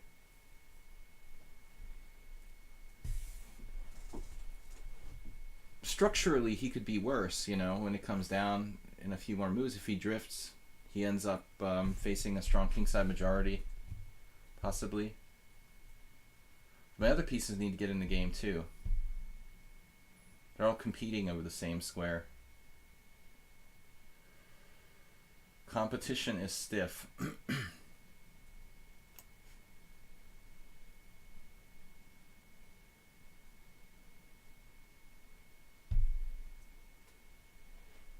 Slowly.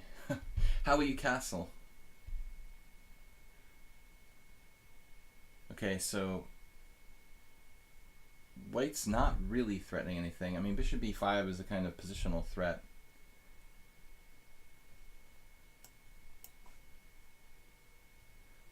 I put my knight on d6, but it can be driven away by c4, c5. So I'm actually going to have to take some dramatic steps to prevent disaster, I guess. We can always just win on time. It's very possible this isn't the best move, knight d6. Because it's kind of slow in nature.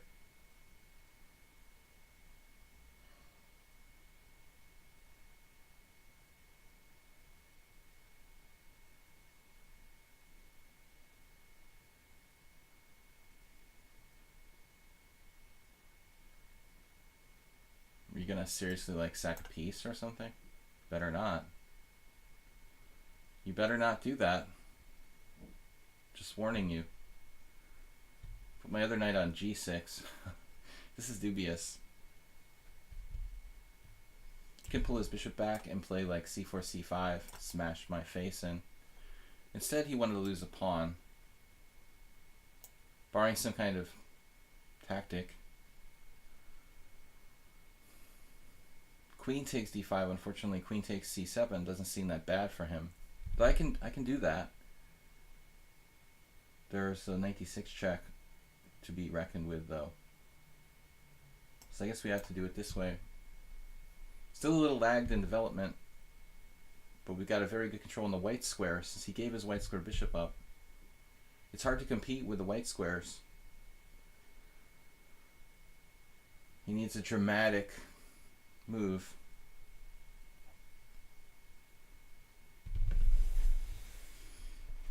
If you guys want to contact me, you can send a message on lichess. I will not read my hate mail on screen, though. I know you guys love me. Bishop g5. Ooh. Wasting tempi here. I'm not even considering taking that.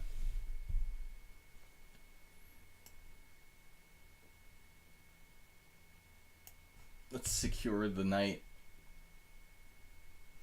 Then we'll do this. Now I can play knight c5. I always have things like queen g4 to pester him with queen exchanges.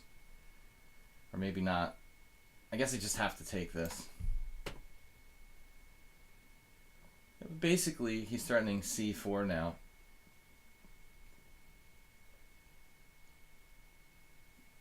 But I think I'm just winning.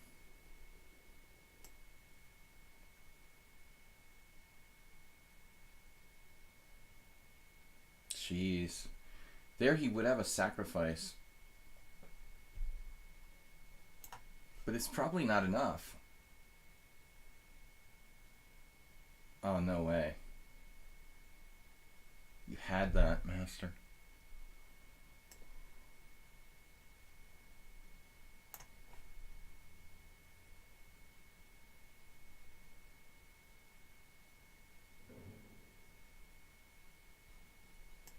Dude. Step off, Arsenal. With the tactics. Genius. He's a genius. Totally unclear. Brilliant tactics by Arsenal fan. Underestimated him there a little bit. Unfortunately. I don't really want to give him that pawn. Do I have to do that?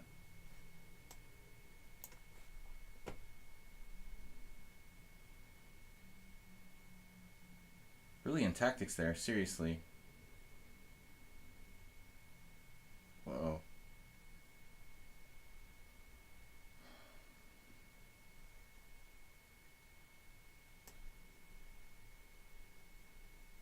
Okay, this is not good. I should have castled last move.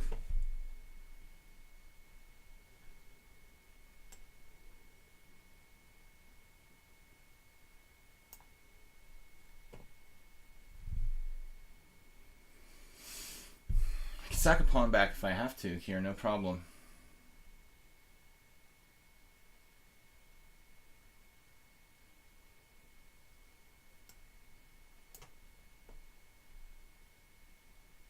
Damn, dude.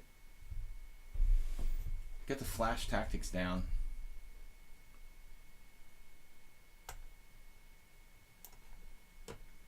Just flowing.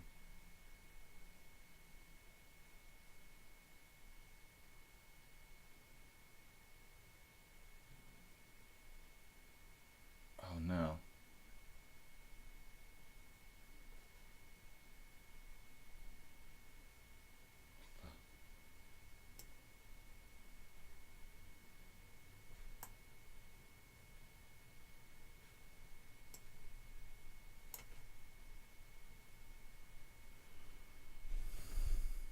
Where is he coming up with these tactics so quickly?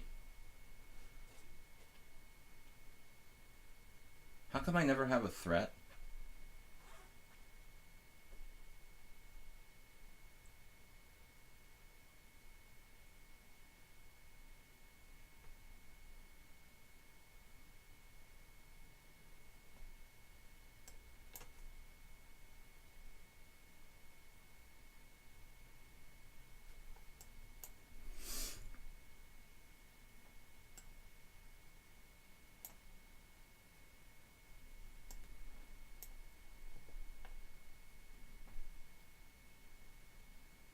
I want to know why I never have a threat. Is that too much to ask?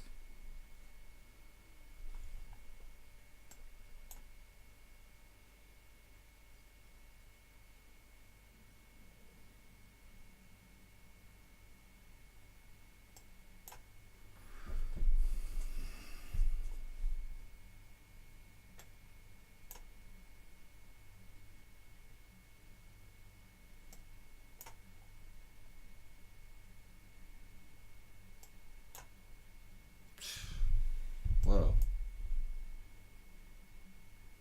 Just lost my rook. Wow, dude. Crazy. Fast as hell, too.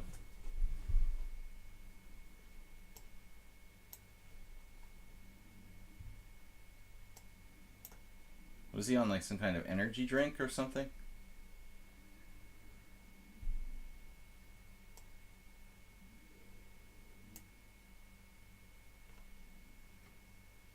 He's on some sort of energy drink, I think.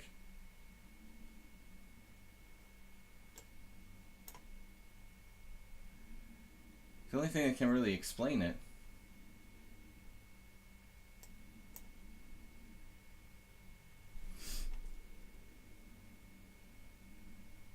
How is he so fast and so good tactically? Damn, dude. No wonder he beat the NM yesterday.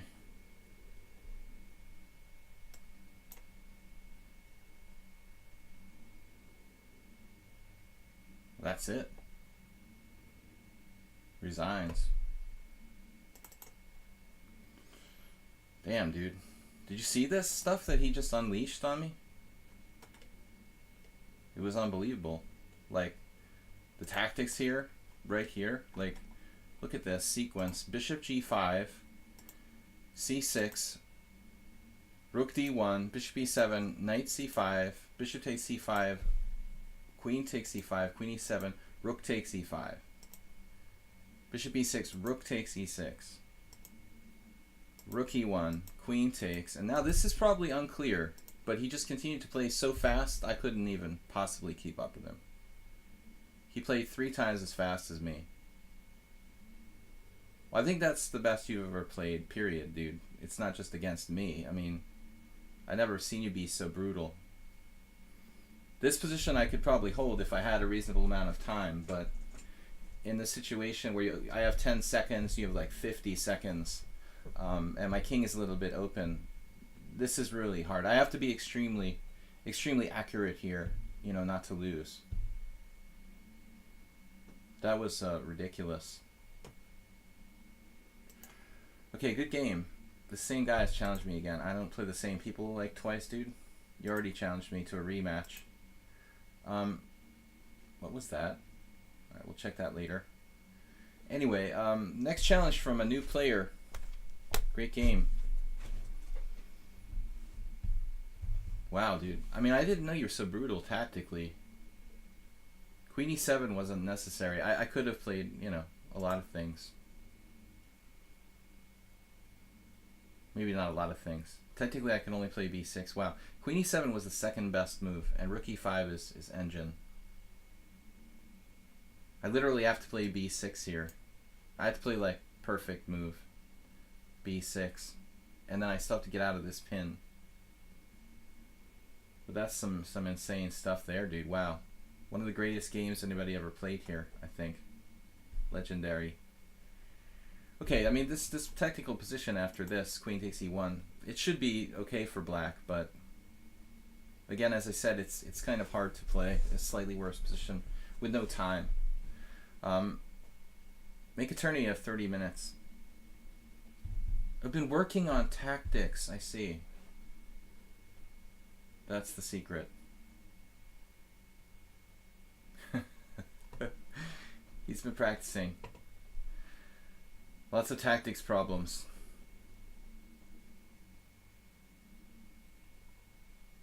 Alright, well the speed is impressive though, you know. I mean, that's not the thing that you found the tactic, how fast you found them. You know, you just bang, bang, bang, you know, like that, instantly. That's impressive. I mean, anybody could find the tactic if you showed it to them and you gave them a minute or 2 minutes to find it, you know, but to find it in a live game where you have like 15 seconds or 20 seconds is really impressive. Not going to do like a 30-minute tournament, guys. Sort of. Maybe I'll just play a random opponent here. You guys don't want to challenge me. Find someone on the list in the lobby and just pick on them. Or I could just join a tournament. Maybe let's see what's going on in the tournaments. Let's see. I don't want to play rapid. That's almost over too. It's the end of the hour, so that's over. Shit. So there's no tournament to play in. Why wouldn't there be like 10 minutes left in the hourly blitz arena? Isn't that weird? It's 11:50 now. Wait, that's the wrong one, duh. I'm clicking on the wrong one. Alright, hourly blitz arena. Wait, doesn't make sense. It should end at, oh, it ends at 11:50, okay. Never realized that. Rated Sladgie, well, I mean, if I make my own challenges, I know.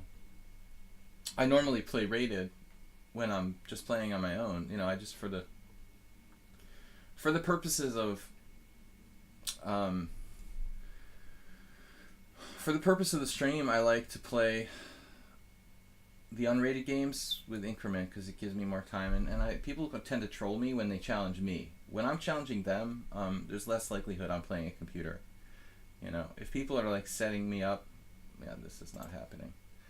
If you want to challenge me, it's 5+3 through 7+3 with the casual challenge. Let's see. What am I doing? All right, create a game. I hate this tabs. It's so stupid. We got to make it more clear. It's a little bit hard to get back to where you want to be. Man of Light. He got a challenge. Hard to find like 5+3 though. There's a 5+8 casual against a random guy. 5+8 casual, that's too long. 5+0 casual against a random unrated. The tourneys are ongoing. You must have clicked the wrong one. No, I didn't. It ends at 11:50. The hourly blitz, I guess.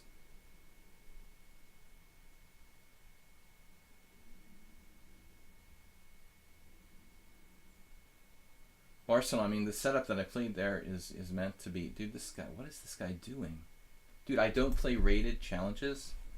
So it's not difficult to understand. Alright, so 5+3 through 7+3 unrated.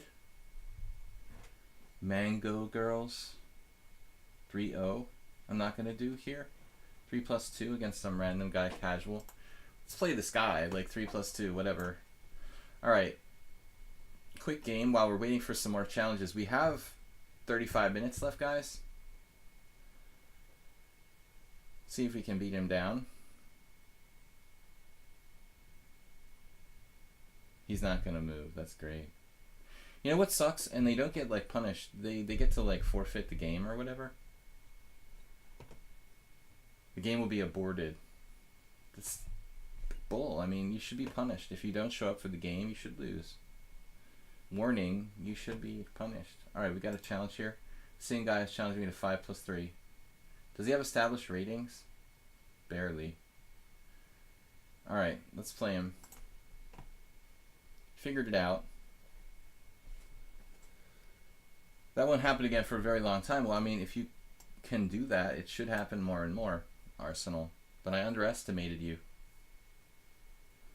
I feel a little better knowing that like Queen E7 was the second best move possible. after all. The c3. God. The guy plays the closed Sicilian.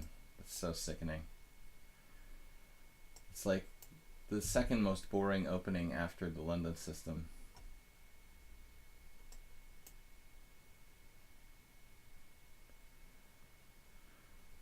It's brutal.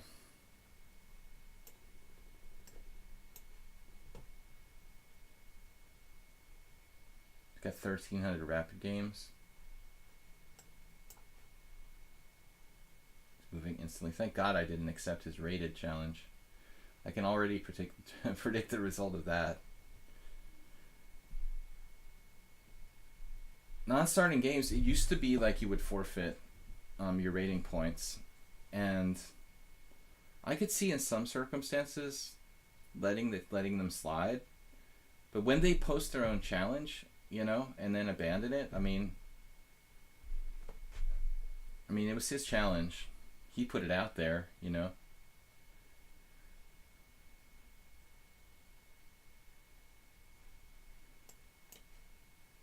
This is a bad move, doing bishop takes d4. He gives up his dark square bishop. It's very significant.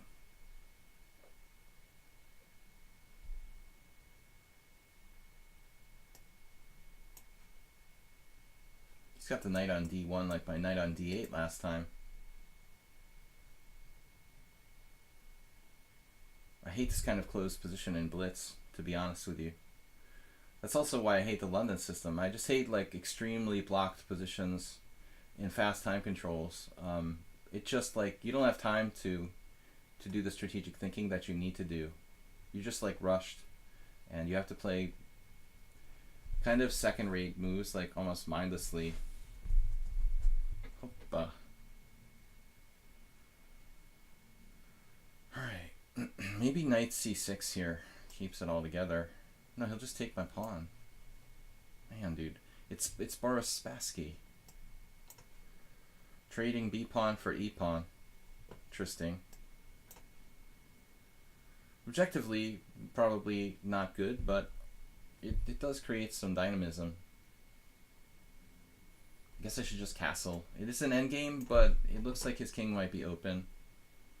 Generally speaking, you want your king centralized for the endgame. I think I'd like my king on e7, but it's not really an option here. So with the position opening up, we might play for attack. Create some dark square weaknesses. And all my pieces are in the game, sort of. This one is pretty crap, but now the knight comes into the fray. Yeah, we really, really, really don't want his knight getting strong.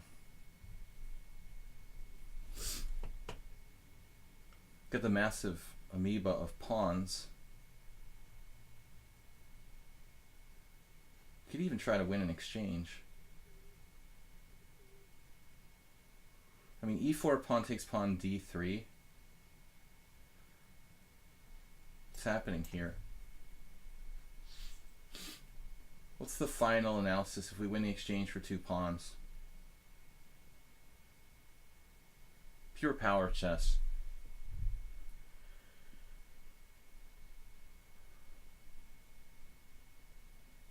Wow.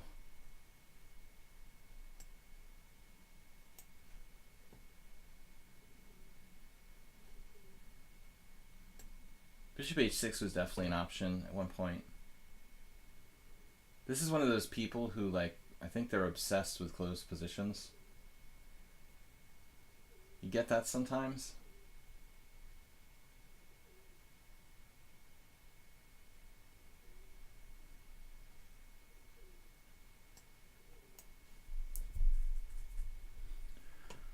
It's gonna take like a year to play this game. 100 moves, and 3 hours later, our 5+3 game is over. Now, I would just ban the closed Sicilian from chess, along with the London system.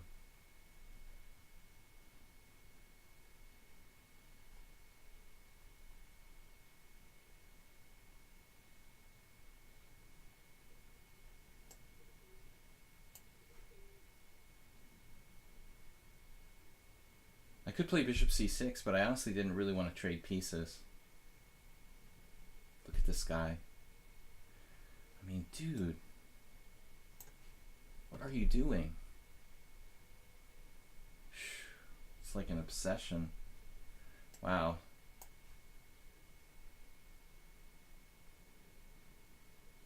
He's crazy with the closed position.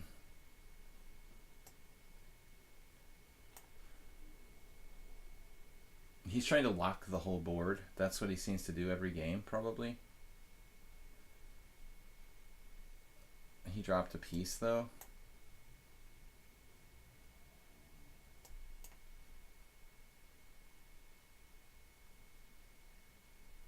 Fortunately, he doesn't have king d2. He still has some compensation. Man, I can't.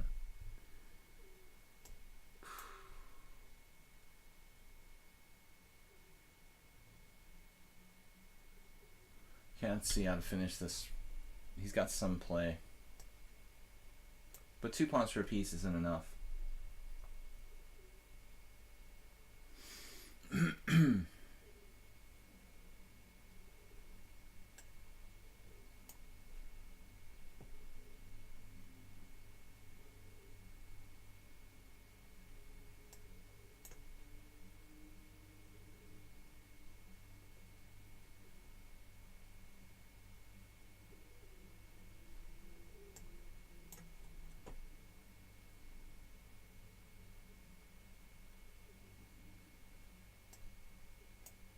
I just lost it all. Man, these closed positions are just like churning butter, man. It takes forever to play these. Take a piece. Damn, dude, I can't stand the closed Sicilian. Oh my god, I hate it so much. It's like painful. Alright, next challenge. No, thank you. Kosh Maui. Thank you guys for supporting the stream. We had some generous bit donations this week. And we got to get it started. So it's cheer to be number 1. Anybody out there? From the weekly cheer, number 1 spot is available. It just takes 1 bit.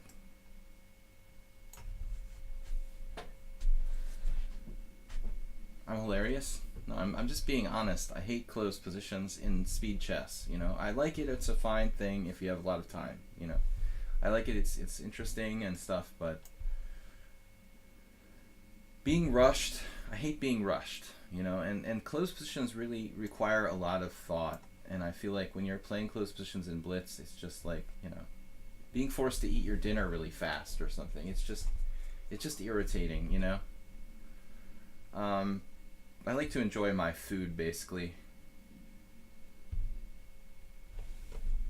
Bishop c4. Oh yeah, that's irritating, definitely. Not this. He's talking about bishop c4 against the Sicilian.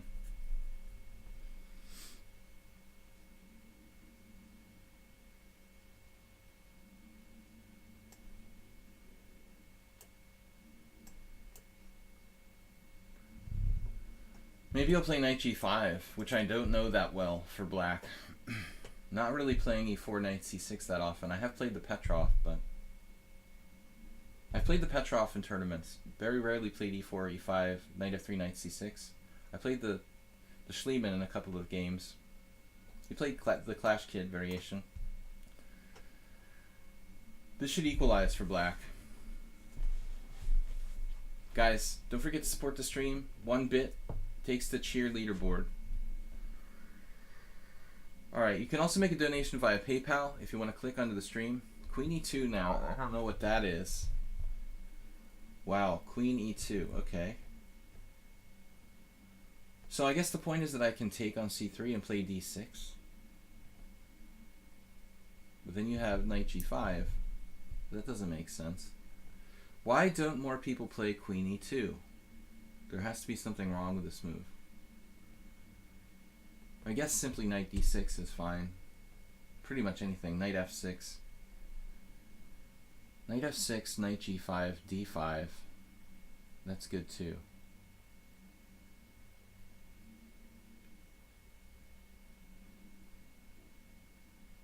mean, we can equalize with no problem.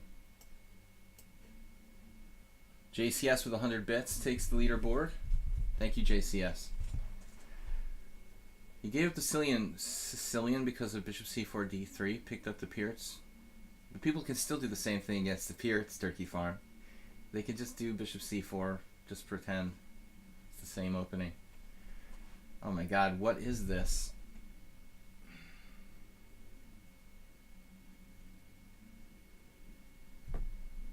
Dude, seriously. So I was supposed to play knight d6 instead of knight f6? Is that what this is about? You can play e4, give the pawn back. Dude, is this a real thing? Oh my god.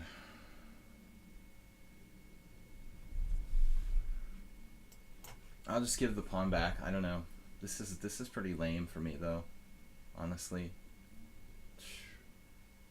Wow, what is this?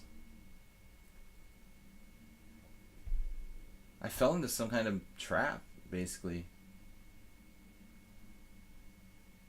Maybe he even has knight g5. Kind of doubt it, but yeah, there it is. It's like an Arsenal fan. Knight takes e4. Now. And I have to play like queen e7 or something really weird. Knight takes e4, queen e7. It just drops a pawn. No, maybe not. Knight takes e4, queen e7. Knight takes f6 check. G takes f6. He has two pieces hanging in that line. That's funny. Yeah, seriously. Whoa. Okay, I'm starting to get angry now. We're starting to get a little bit angry with this guy. What are you doing, dude? How dare you? Knight takes d5. Okay. Wait. How does this work? This is not the fried liver.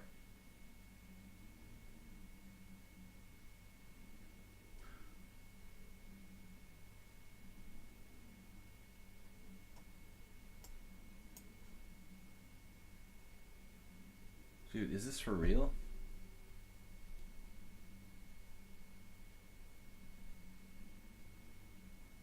Can I just play knight e7 now and be up a piece? It's like a really warped, totally warped fried liver attack for white. I think he's just down a piece now.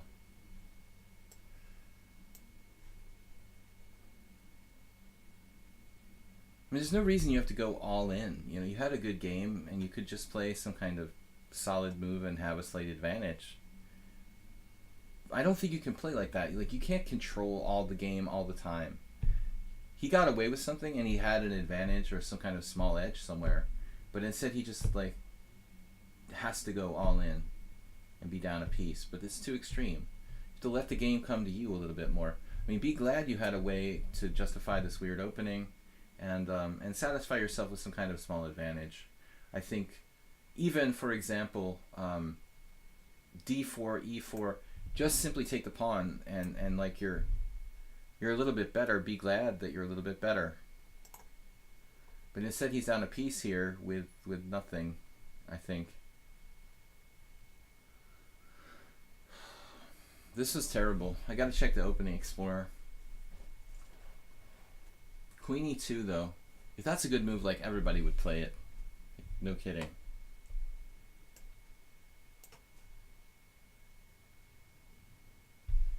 Everything bagel. I never saw Queen e2 before. The engine doesn't even consider it. There must be something terribly wrong with that move for it not to be like a major variation. So I should play knight d6, knight takes e5. My concern is that he can play like knight d6, bishop b3, and then... Okay, I just play bishop e7, I guess.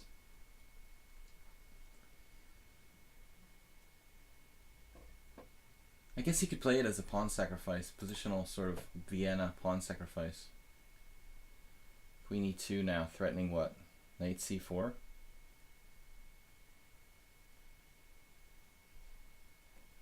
can leave now. Send him back temporarily to get a little bit of breathing room. The knight will come back here and then back into e5 to infiltrate my position yet again. But in the meantime, we should be able to get something going. Maybe I just castle queenside, queen d6, and that's a problem too. Ironically, after the Arsenal game, now I'm like afraid to play f6, but probably I should have played f6 there, in fact. So if I just play f6, he can't afford to trade any more pieces with knight e6. And I would have guarded e5 as well. So one game affects our mentality. Now he just went berserk. After the Arsenal game, I was reluctant. Arsenal talking about f6 weakness and all that. But I should have just done it again.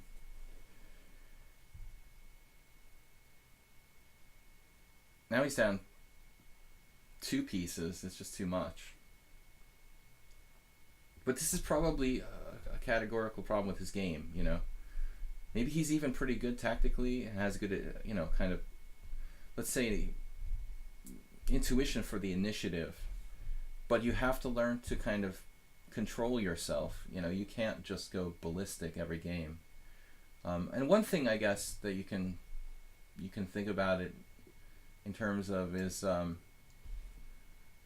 I mean, I made my joke about 99% of tactics don't work or whatever, but another thing is that you just gotta, you know, you gotta just accept that a lot of positions are just kind of boring by nature, and that's just the way it is. I have a piece to give back here, so we'll give back one figura, and we should be all right. Yeah, we can see the perspective here. I mean, Cash Maui is like a player, but he's too fixated on total mania. He needs to be a little more rational. It's fine to be aggressive in a controlled way, or even a slightly uncontrollable way, but this is like too much. Material is important. You can't just sacrifice 2 pieces. The f6 hallucinations, yeah, that's what happened to me. I should have just played f6. It was much easier. But you start to get biased in your thinking. You lose one bad game because you played g5, and then next thing you know, you're terrified to play g5 in your next 20 games because of one bad experience. I just want to go back to the opening explorer here and see what this is. It's weird, man. I mean, that move has never been played.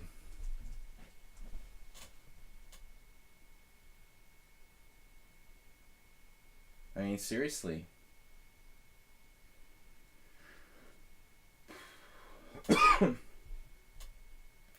I guess this variation the computer is giving here with knight takes c3 is kind of standard in this sort of situation after castles.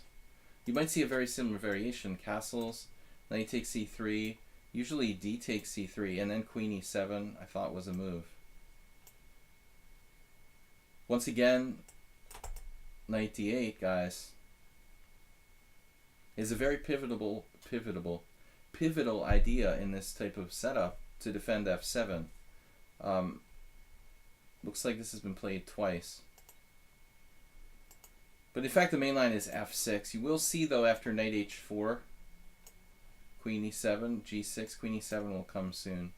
f4, queen e7. This is like main line for this gambit variation. But it's funny that this could never have been played before. Clash Kid was arguing for bishop takes f7. This is just a bad move. I can't believe that people actually play that. Castles is a kind of main line. Knight takes e4 is a draw. So this is engine number 2 move, queen e2. And they're 24. I'm going to stop the engine. The stream has probably crashed already. Dude, huge donation there. Who is that? Is Clash Kid still here, by the way? Is that him? I think I lagged my stream out. Cash Maui donated 500 bits. Actually, Clash Kid plays this with white Cash Maui, so he might be interested. He was in the stream earlier. Queen e2 is a novelty, according to the lichess opening book. It's also the second best move, according to the engine. I can't believe this has never been tried before. And I didn't know what to do. After knight d6, I thought bishop e3, just simply waiting. Because knight takes e5 is nothing. You take here, it's a draw. Probably. I mean, there's a couple different ways I could play it. I guess here might be a problem. So, because you can defend your bishop with queen g4 there. So maybe, in fact, I have to play bishop e7 straight away. Something like this. I wanted to just play knight here, and then we have a very safe position after knight takes e5. It's nothing for white. Queen takes e5, bishop e7 with equality. I might have even had a similar position once. Not the Hungarian internet, guys. I just turned on Stockfish. It's nothing to do with my internet. It's the Stockfish bogging it down. It'll come back. So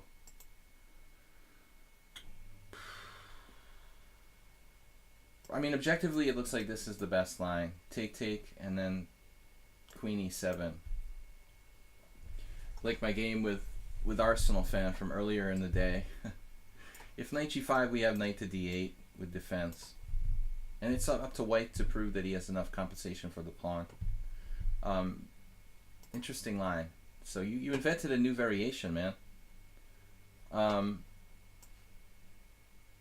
Tinfoil Hat Club said the earth is flat and Stockfish is the reason for our slowed stream.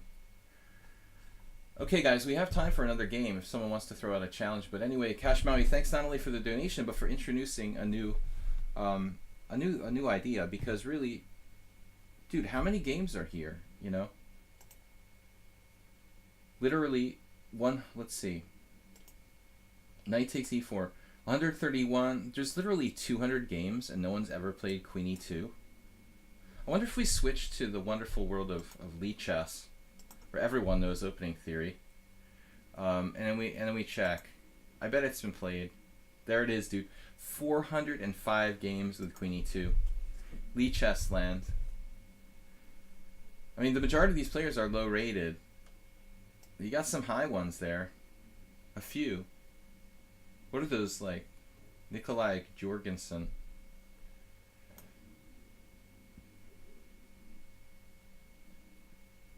They can be bots too. But let's check the statistics. Very good for black. Knight takes e3, knight f6. d4. This is possibly best move. And only one player played what I did. They did e4. This is Lizan Francis against David Luscombe. They played d5. d5 is also interesting. Might be stronger than knight g5 as played in the game. The Pawnda's here. He's feeling good. No, he had a hangover the other day from too much bamboo beer, but I was a little bit bad this weekend. It runs in our family. We drink too much bamboo beer on the weekends and then sleep all weekend long. I'm sorry. I won't do it again. And I came home too late. I'm sorry for staying out too late on Saturday night, okay? But anyway, guys, interesting game. Let's get one more challenge in the stream if we can. This d4, d5. Ah, queen e7. That's a good move. Oh, this should be fine for black, probably. Queen e7, knight g5. This actually looks like an interesting game. Bishop e3. But I like white. I feel like I'm playing the old Indian here.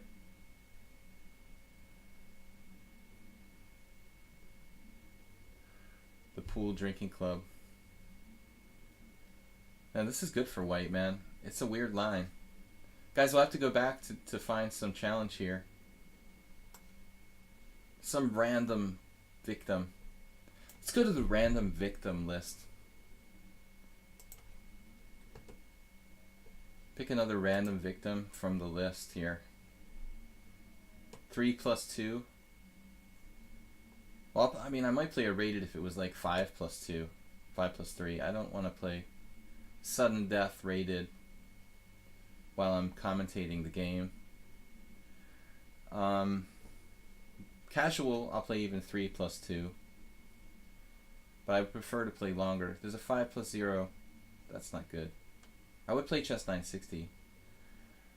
Come on, send me a challenge. Begging for challenges.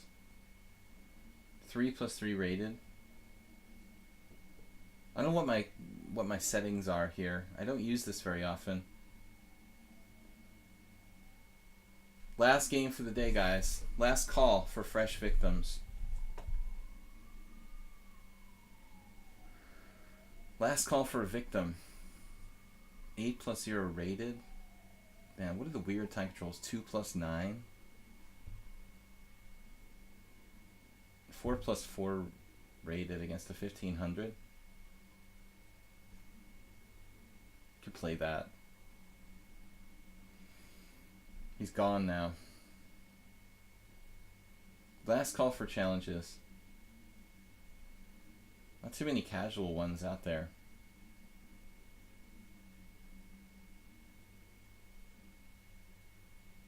You're not allowed to beat me twice in one day. Alright guys, where's the next challenge?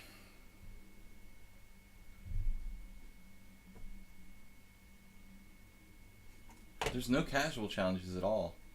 It's weird. It's a fish face. There's no good time controls and no casual challenges at all. 5 plus 5 rated against the 1400. If this guy beats me, I'm gonna like pull my eyes out.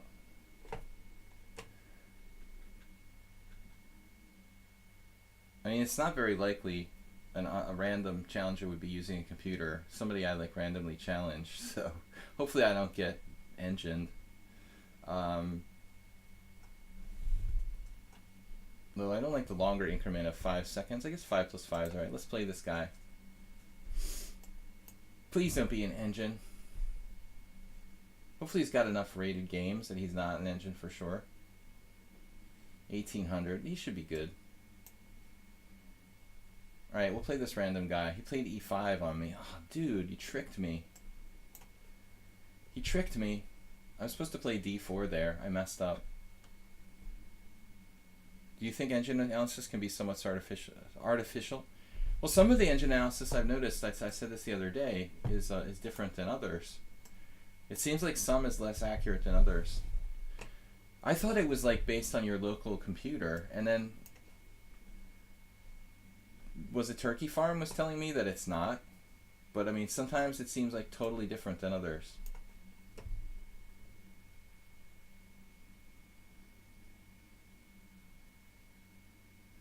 We're trying to benefit from the fact that we haven't played Bishop G2 here, like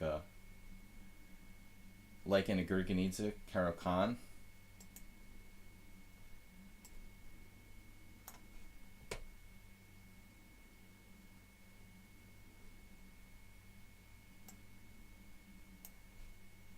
Guy seems pretty good though. He's used no time. He's like 1900.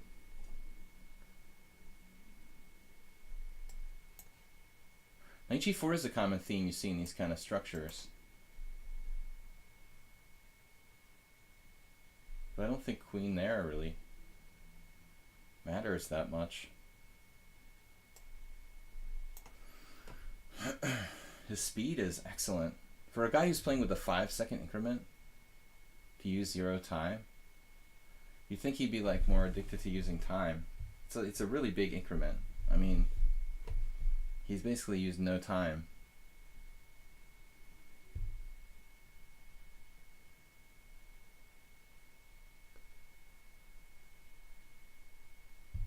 Yeah. Well, I mean, sometimes I play off stream, and I need to really play a lot to reach my level. I need a lot of warm-up games, and it helps if I know my opponent a little bit. Of course, I would trash the average 2300 player, but it helps if I have a lot of warm-up. I'm not playing enough, like, off the stream. Like, really competitively, I was very, very strong in blitz. I could hold my own with GMs. But like since I started streaming and came back to chess, I mean playing the stream games is not the same as like really competitive blitz for me. I'm trying to sort of teach while I'm playing at the same time, and it's not quite the same thing. I need to be really, really intensely into it and very competitive. He'll collapse soon. He suddenly started using time, but this is a pivotal maneuver in these type of structures. It avoids exchanges of pieces. It avoids the bishop takes knight, which can typically be good for me. Kind of trading my bad bishop for a knight in a closed position. He's better off trading his bishop for bishop than bishop for knight.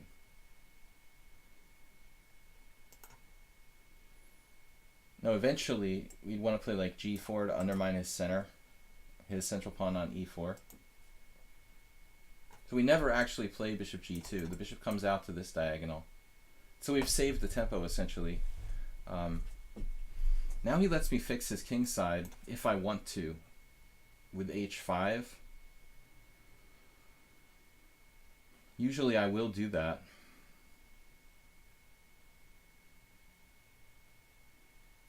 There's the g4 idea. Mihai Shuba talks about this in his book, Dynamic Chess Strategy. He has an example in a structure exactly like this. Shuba was big on the English. I think the question comes down to maybe we have even better. Although he'll play g6 if I give him time here. Sure, if I want to do that, let him play g6. It's kind of lazy man's lobster playing h5. I could sit my knight on g6. He's going to play bishop g5, try to take out the strong knight. I could play knight g6. I don't know how good it really is because he'll trade that off too. Maybe I'm better off just letting him do his thing here.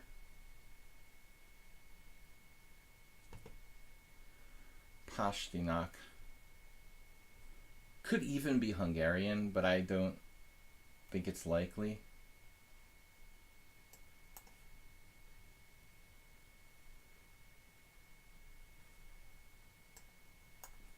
This is pretty much standard. My king can go to d2.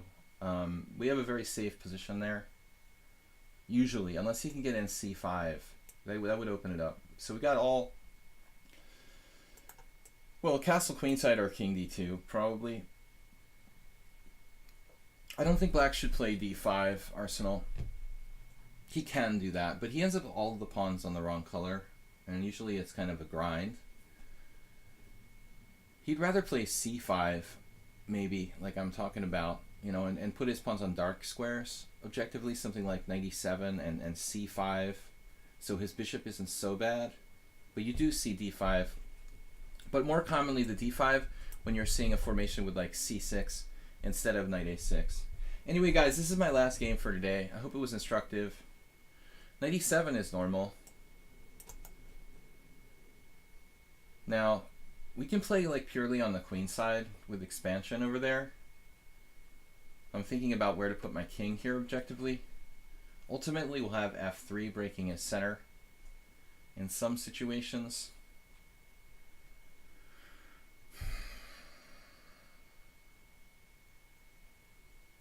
I really don't know what to do. Queen c2. This will weaken my queen side a little bit, keep his knight off of b4. I also have b4, so he did eventually do that. Rather standard scenario here. He's defending quite well, actually. My king will never be safe if I do this. Might live to regret that.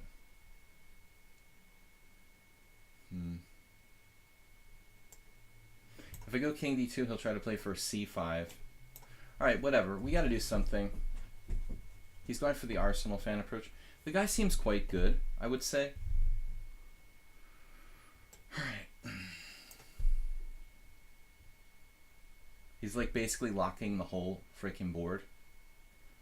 And now he had bishop e6 there, actually. I might have had to play c5 and lock it all up, totally. Maybe we'll just do it anyway. We'll see what he does. He locked it up, so we go b5. We try, anyway, to open something. Before it's too late. 5-second increment. He can surround my pawn with like knight g8, knight f6 on h5. Look at that, I like predict his moves. Can literally predict his moves.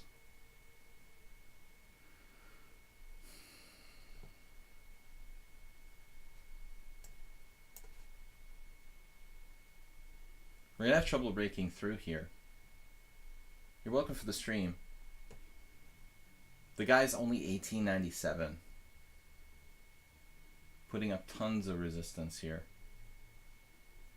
I don't think I'd want to play this guy again. He's too good for 1897. I can try to creep through with queen a5 maybe, but there's no safe haven for my queen yet. After pawn takes, he's going to take with the bishop. And if I play bishop b5, I'm going to lose my h5 pawn in some lines. This is going to become an issue, I think.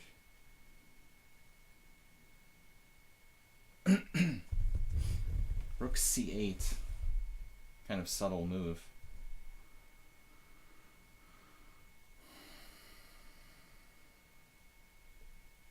I don't really know what to do. Bishop b5. He pre-defended his pawn, so he could steal my pawn on h5. Wow. Just have to keep the status quo here.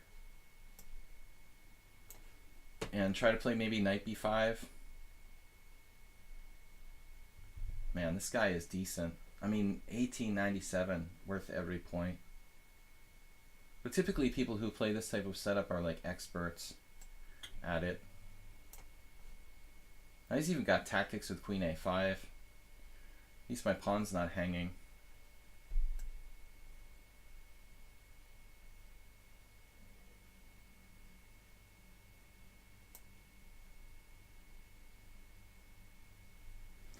Queen takes, knight takes.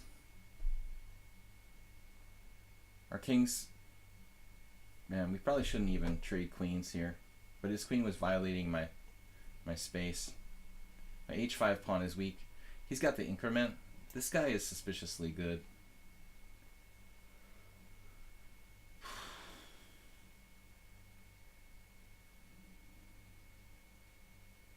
Okay, he can't play b6. Because my pawn's on a3, thank God. Like bishop takes b6, pawn takes pawn, and I've got knight takes b6. He doesn't have rook takes a2 check, lighting me up. Well, if I'm not happy with the 5-5 increment here. With 5-3, I'd be much happier. I'm used to playing that, but this is a lot of increment. I mean, it's a temptation to try to run him over on the clock, and I can't. You know, he's just going to bank time.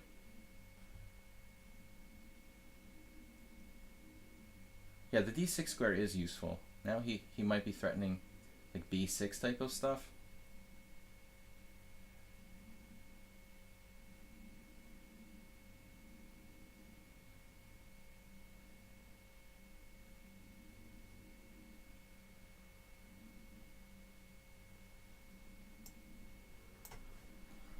It's kind of holding.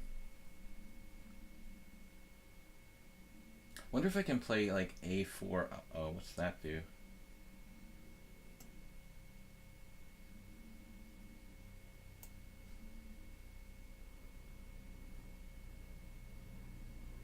We can play f3. That would open up counterplay against against my e3 pawn.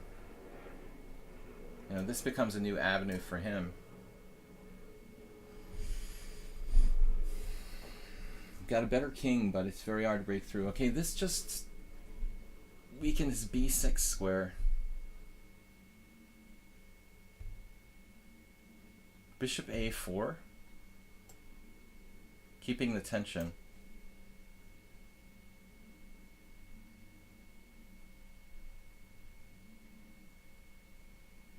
But basically I'm handicapped. I can't play with my h1 rook.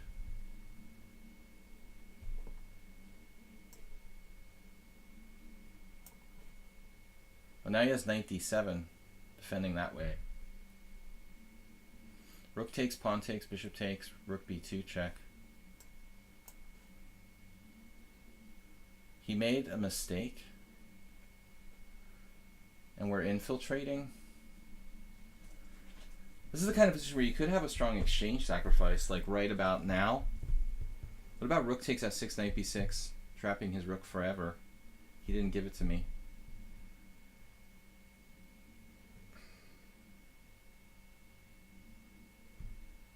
Protected pass pawn. He's got knight back. He missed it. He has a defense here. C6. Knight d6. c7.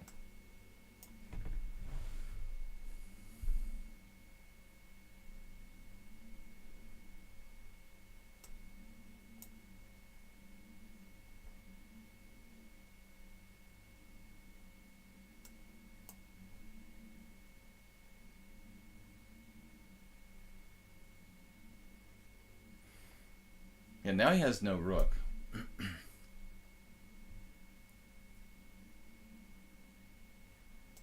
Rookless. Rookless. There he is. Rook came back to life.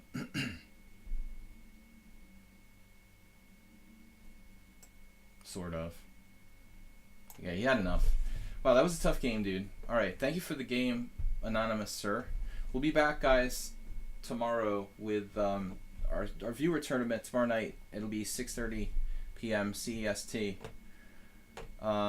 This guy put up a lot of resistance. That was fun, though. Fun. If I win, it's fun. If I don't win, I'm crying because he's so much lower rated. I'll see you guys tomorrow night. Thanks everybody for myself and the Pawnda, and thank you JCS and Cash Maui, especially for 500 bits donated. Interesting theoretical idea today by Cash Maui. The lichess variation with Queen E2 in the what is that? With the what is that? The 2 knights game, 3 knights game. It's like a weird 4 knights game with Bishop C4.